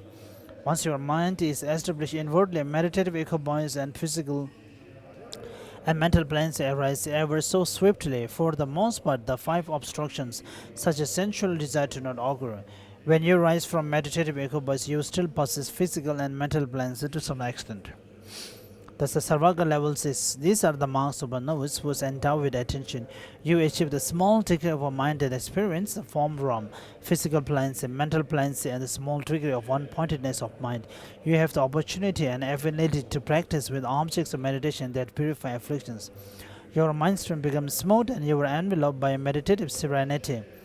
And when your mind is perfectly drawn inward, settled and focused, mental and physical planes occur ever so swiftly. You are not afflicted by physical dysfunction, and for the most part, the obstructions do not operate. Even when you rise from meditation and move about, you still have a certain degree of physical and mental pliancy. Recognize such experience to be purified characteristics and signs of possessing attention. After you have achieved attention bearing such characters, it is very easy for the path of serenity to be thoroughly purified. As follows: after you have achieved equipoise and meditative serenity in which your mind is one-pointed, you are swiftly able to induce physical and mental pliancy, so the pliancy increases. Commensurate with the increase of pliancy, one-pointed serenity increases so that they mutually enhance each other. Sarvaka levels, just as your physical and mental pliancy increase, so does your mental one-pointedness upon the object of meditation increase. And just as your mental one-pointedness increase, so does your physical and mental pliancy increase. These two phenomena, mental one-pointedness and pliancy, are based upon each other and are dependent upon each other. In summary, when your mind is serviceable, energy and mind focus is one, so the energy becomes serviceable at that time, and extraordinary physical planes occurs, and when this happens, exceptional concentration arises in your mind. This in turn brings forth an exceptional serviceable energy. Therefore, the process of physical and mental pliancy is explained above. The elimination of calms as follows. Accordingly, it is said of the non-discursive nine mental state that even without continual effort at mindfulness and vigilance, your mind becomes concentrated. Moreover, you are endowed with an intensity of clarity that prevents even subtle laxity. As in the earlier presentation of the physical pliancy, there is concentration that yields outstanding well-being in your body and mind due to power of serviceable energy. As explained in the above section on the marks associated with attention, for the most part there is no moment of the secondary afflictions of sensual desire and so on. And even when you rise from meditative equipoise, you have the equality of not being parted from pliancy. In terms of five paths, where does this occur? In the past as well as present, there have been a great number of people who asserted when such concentration arises, it is generally to be placed on Mahayana path. Specifically, they assert this as a contemplation in which the characters of the completion stages of highest yoga tantra are perfected. They draw this conclusion about noting the occurrence of a great experience of bliss in the body and mind, based on the feeling as if one's entire body will fill with ecstasy due to the energy corresponding to the awareness of bliss, as were the attributes of non-discursive awareness and great clarity.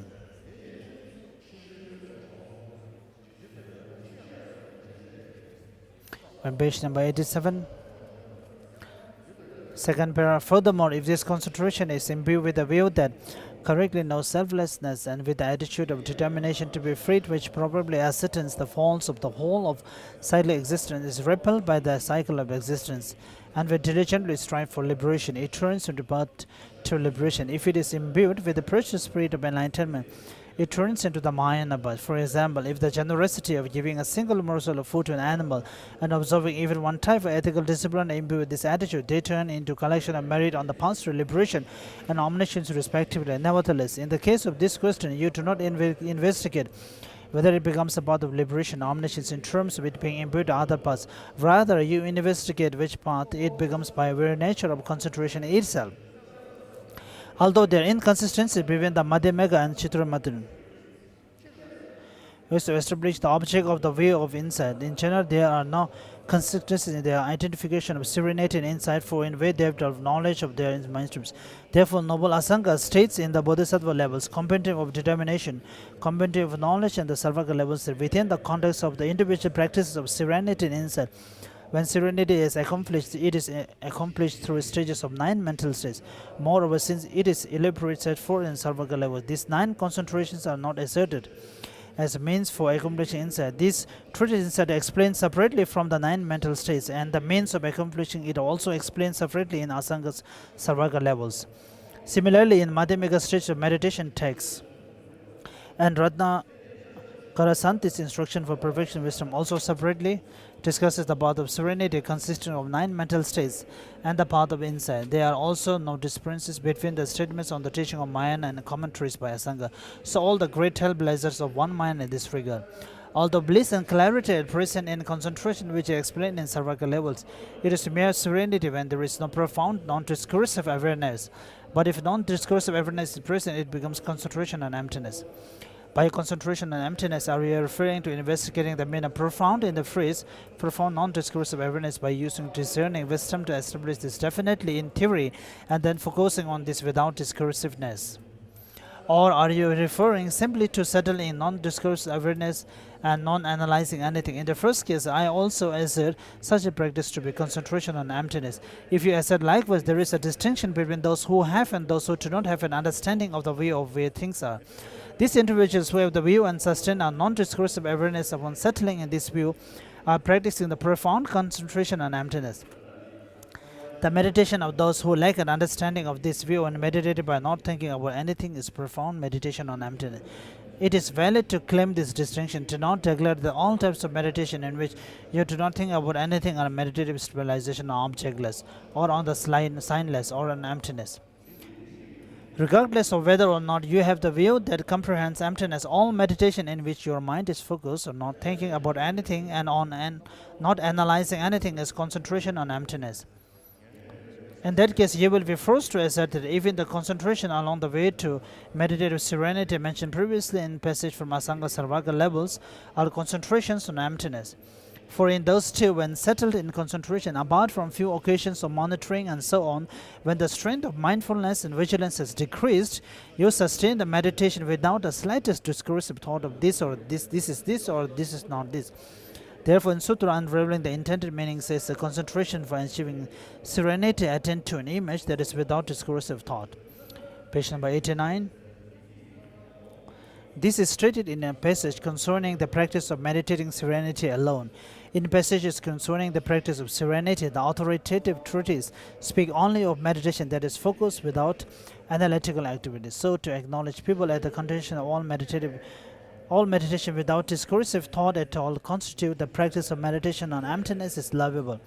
In particular, this citation from Asanga's Sarvaka level also perfectly refutes the assertion that all reference to meditation with no mindfulness or attention is meditation on emptiness.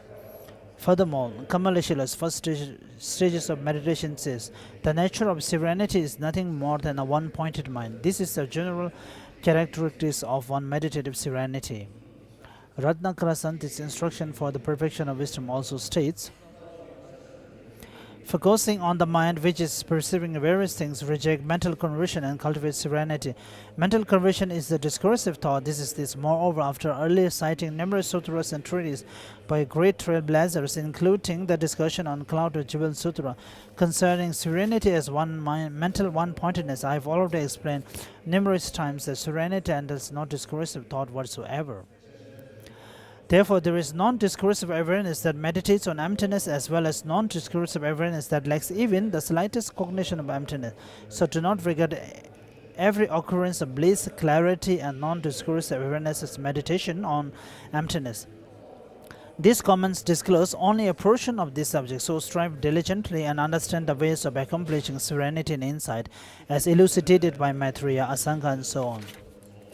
If you fail to do so, you will mistake certain concentrations that are focused non-discursively but without even reaching serenity for the insight which cuts the root of cyclic existence, and when you have arrogantly held this to be an awareness without a truly existing object, as time goes by you will have certainty deceiving yourself and others. The treatise of authoritative scholars and asserted when you newly practice in serenity, you exclusively focus your attention non-discursively in stabilizing meditation. Take a careful look at Kamaleshwara's 3 stages of meditation, you will understand. Back to middle end of Lamrim.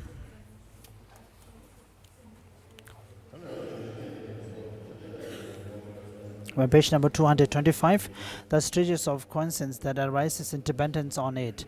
The actual stages of conscience that arises, placing the mind on such and such conceits. In collecting the mind from all external objects and directing it to an object within. In ornament for mind, as it says, having directed the mind toward the object, continuous placement. The directed mind is continuously placed on object or a period of time without it being distracted to anything else.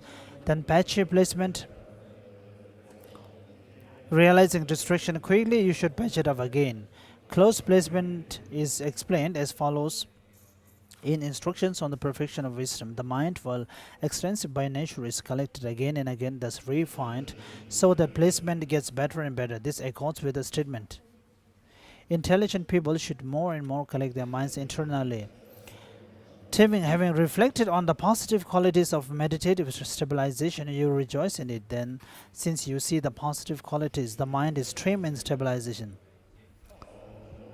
Pacification. You view distraction as a fault and pacify dislike for meditative stabilization. Seeing distraction as a fault, pacify dislike for all. Complete pacification. Completely pacifying occurrence of attachment, unhappiness, lethargy, sleepiness, and so forth. Making single-pointed. Then by means of restraint and effort along with actual application, you get it to come about naturally. Even placement in the stages of meditation that is said to be equanimity when the mind has become even. In the instruction for the perfection of wisdom, it is said to be spontaneous, natural engagement, and the attainment of control due to the habit of unifying the mind. In accordance with that, it also says in Ornament for Mahayana Sutras, since it's habitual, there is no application. There is non-application. The names of these 9 minds are as quoted in stages of meditation and elsewhere. The path of calm abiding is explained in scriptures such as the perfection of wisdom. The method for accomplishing them by means of 6 powers. 6 powers are those of hearing, thinking, mindfulness, introspection, joyous effort, and thorough acquaintance. These are 6 points. Through the power of hearing, the mind of placement is accomplished, for it merely consists in first tying the mind to the object, following just instructions you have heard from someone on how to place the mind on the object. It is not something that you have become familiar with through your own repeated reflections. Through the power of thinking, the mind of continuous placement is accomplished, for you keep thinking about the continuation of that first tied object and sustain it. From that, you will initially achieve incapacity for a somewhat connected continuity. Through the power of mindfulness, the 2 minds of patchy placement and close placement are accomplished, for when the mind gets distracted from the object, you are mindful of earlier object and collect the mind inward, generating the power of mindfulness from the start. You do not let your mind get distracted from the object.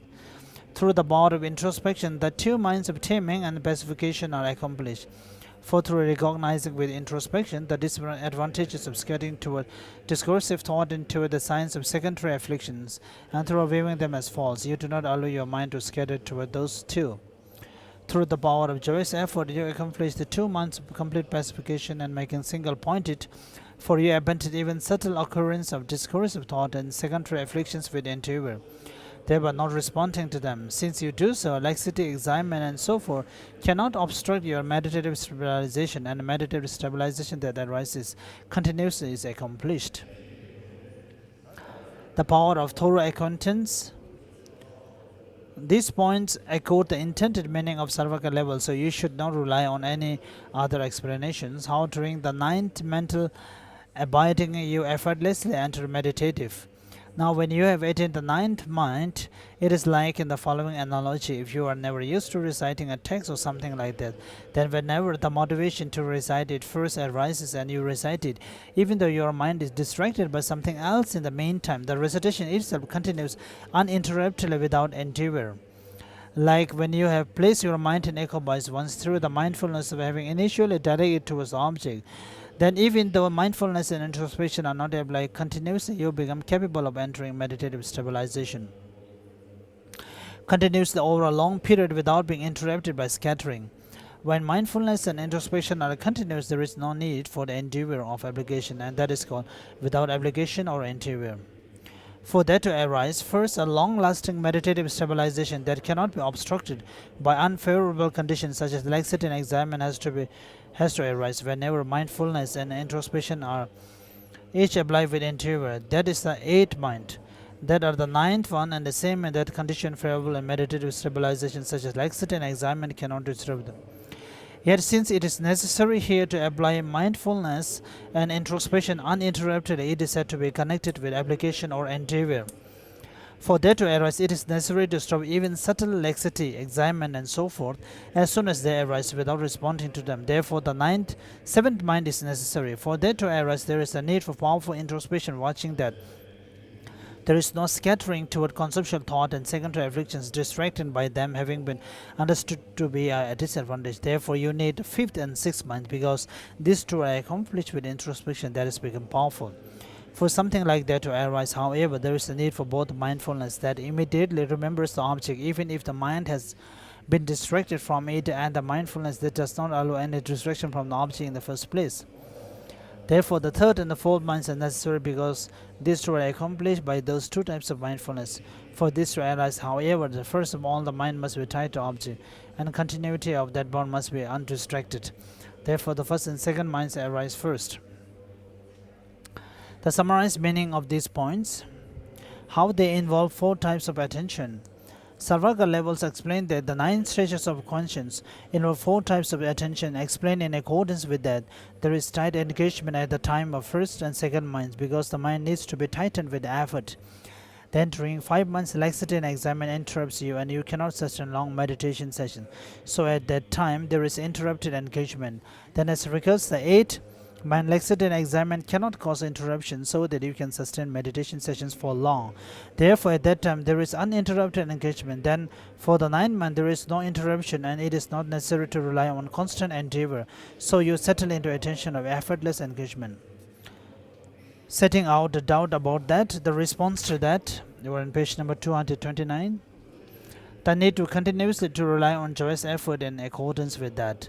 In the Compendium of Perfection, it says, through uninterrupted yoga strive to accomplish concentration. If you rest again and again, you will not get fire, even fire through frictions.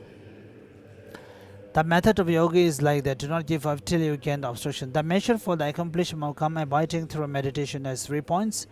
Indication of dividing line between having accomplished it is not. Presenting the actual point, indicating whether or not calm abiding has been achieved from the point of view of whether or not appliance has not been completely achieved. When you can sustain the 9th mind free from subtle laxity and excitement throughout the long meditation session, as has been explained earlier, and when you attain meditative stabilization that operates spontaneously, independent of the endeavor to apply mindfulness and introspection continuously, as calm abiding has achieved or not.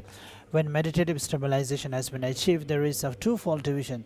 pliancy having been achieved or not. If the pliancy has not been achieved, it is a similitude of calm abiding rather than actual calm abiding. In the sutra unraveling the intended meaning, it says, Bhagavan, when the Bodhisattva was directing this mental attention inwards, his mind observing the mind as long as physical and mental pliancy have not been achieved. What is that mental attention called? Maitreya. It is not calm abiding.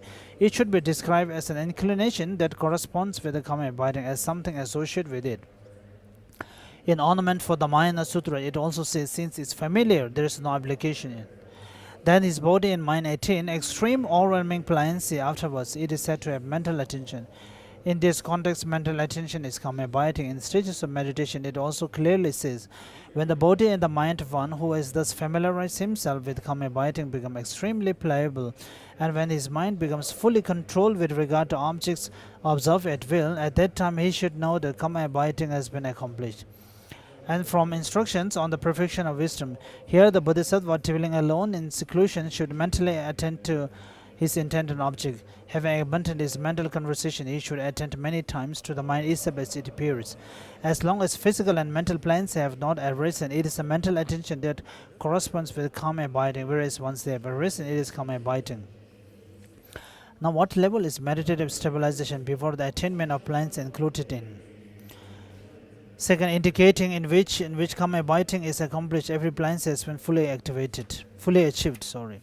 We are on page number 231. Well then, what is the manner in which pliancy is achieved? Once it has been achieved, what is the method for proceeding to calm abiding? This is what the compendium of knowledge says with respect to pliancy. What is pliancy? It is the serviceability of the mind and mind due to cutting the continuity of taking on bad physical and mental states. Its function is to eliminate all obscurations. Their taking on bad physical and mental states consists in that the body and mind are unfit to be employed or for any virtuous activity at all. The antidote to that physical and mental pliancy is an extreme serviceability with respect to the body and mind being employed for various virtuous activities. It is due to freedom from taking on bad states, both physical and mental. Specifically, if you endeavor to give up mental afflictions and bad physical states you take on that are within the class of mental afflictions and obstruct the joy of abundant mental afflictions, you will get rid of such unserviceability as heaviness of the body, and then its tightness is serviceability of the body. Likewise, if you endeavor to abandon mental afflictions and taking on bad mental states that are within the class of mental afflictions and obstructs the joy of abandoning mental afflictions, you will pass beyond the unfitness, the mind for being directed toward the object and engage in it with delight. Then the mind engaging in its object unobstructedly is a serviceable mind. In accordance with that, our Acharya Staramati says in this regard, serviceability of the mind or body is that from which whenever lightness arises for the activities of the body itself. Serviceability of the mind is another phenomenon arising from mind that is cause of the mind becoming fresh and heavy after entering into pure mental attention. When you are endowed with it, you engage in objects unobstructively, which is why it is called serviceability of the mind.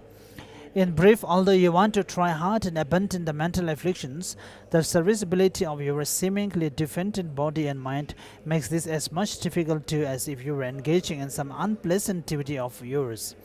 Once the unserviceability of the body and mind has been reversed, the body and the mind become extremely easy to use.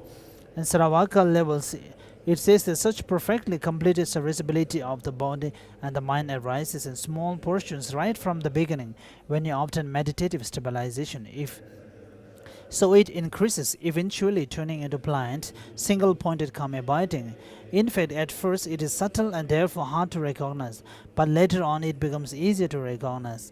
An early sign of such pliancy about to arise, complete with all its characteristics and easy to discern, is a feeling of heaviness at the top of the head, experienced by the person striving to cultivate meditative stabilization.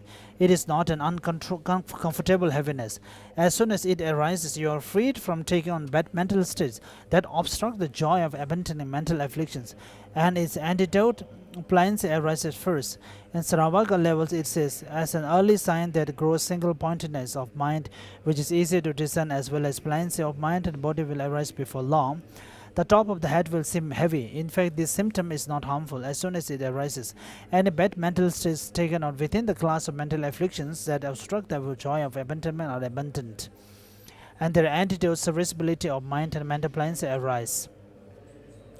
Then, in dependence on the force of that planes of mental serviceability having arisen, the energies that cause physical planes to arise circulate within the body. When those energies circulate in your body parts and prevent them, you are freed from taking on bad physical states, and the antidote to taking on bad states, physical planes, arises. Moreover, after they have spread throughout the body, the latter seems though filled with the power of serviceability energy. In Saravaka levels, it says, through its occurrence, the energies of the great element that are conducive to the arising of physical planes circulate within the body. As they circulate, one is freed from taking on any bad physical states with the class of the mental afflictions that obstruct the joy of abandonment. The antidote physical planes is spread throughout the body and later seems to fill with it. On page number 233. The science of possessing attention, along with the clarification of doubts, the actual science of possessing attention, the science by which to recognize that you yourself or others have achieved attention, are set forth in Sarvaka levels. Through attaining that a set of four is achieved in small measures, a mind included in form realm, physical pliancy, mental pliancy, and single pointedness. Also, you are unable to purify mental afflictions by means of calm and course, parts or parts associated with aspects of future or Four Noble Truths. Physical and mental pliancy arise very quickly when the mind is occupied inward for the most augur. For the most part, the five hindrances, desire for sensual pleasure, sleepiness, and so forth, do not augur, and when you arise from incubus, you are still imbued with some physical and mental pliancy. Once attention with these signs is achieved, it is easy for the path of karma abiding to become pure. After meditative equipoise of the mind in single-pointed karma abiding, physical and mental pliancy can quickly be indulged, so the pliancy increases. Sarvaka levels explain that the more pliancy increases, the more karma abiding also increases. So from here, there is something which is not evident in Lamrim Chemo. In summary,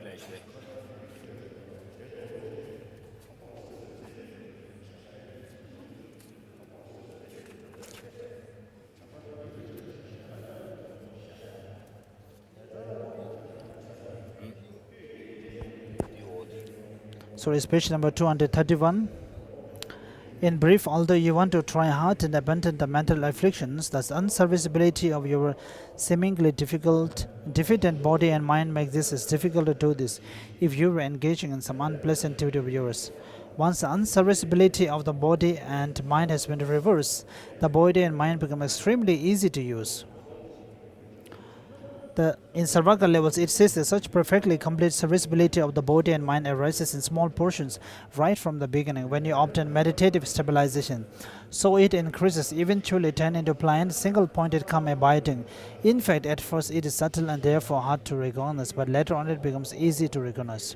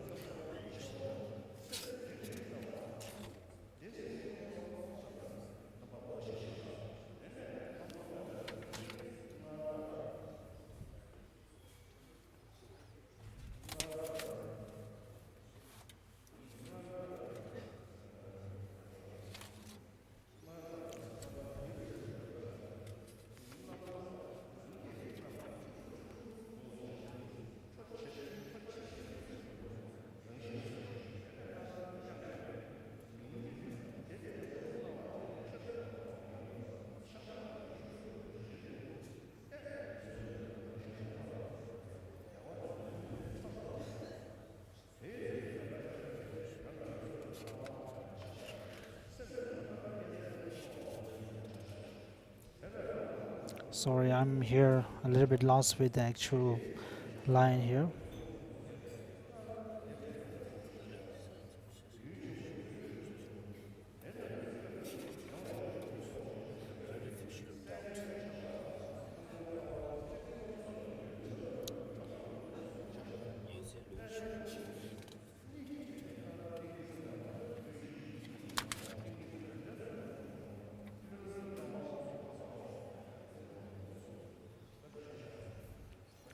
Sorry, His Holiness says it will end here.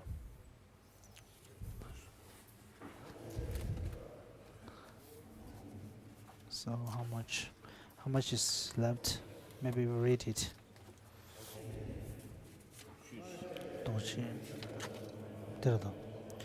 So we are on page number 235. Clarification of doubts. This is 4 points. When was the kind of meditative stabilization experienced before is above is achieved? Which of 5 parts is the context to place it in? If it is the meditative stabilization explained above that is cultivated after the view of selflessness has been unmistakably ascertained and the mind has been placed within that view, it can be placed in the context of the path of liberation of ordinary beings. However, if it is a meditation sustained otherwise, Sarvaka level says that even mundane parts of the view which correspond subtle aspects that accomplish the actual level of first concentration are accomplished in dependence on this meditative stabilization. Therefore, non-Buddhist sages who free themselves from attachment by means of mundane paths up to that of nothingness, and those below also need to progress to higher paths and dependence on it. So it is a meditative stabilization common to both non-Buddhists and Buddhists. Otherwise, if it is conjoined with a detachment from cyclic existence due to the view that correctly realizes selflessness and the realization of the false existence, and if it is conjoined with a thought to definitely emerge that strives for liberation, it becomes a path of liberation. If it is conjoined with the mind of enlightenment, it even becomes a Mahayana path. Likewise, for example, if the generosity of giving a pinch of food to an animal and guarding of one kind of ethics is conjoined with those intentions, they become collections of the path of liberation and omniscience respectively.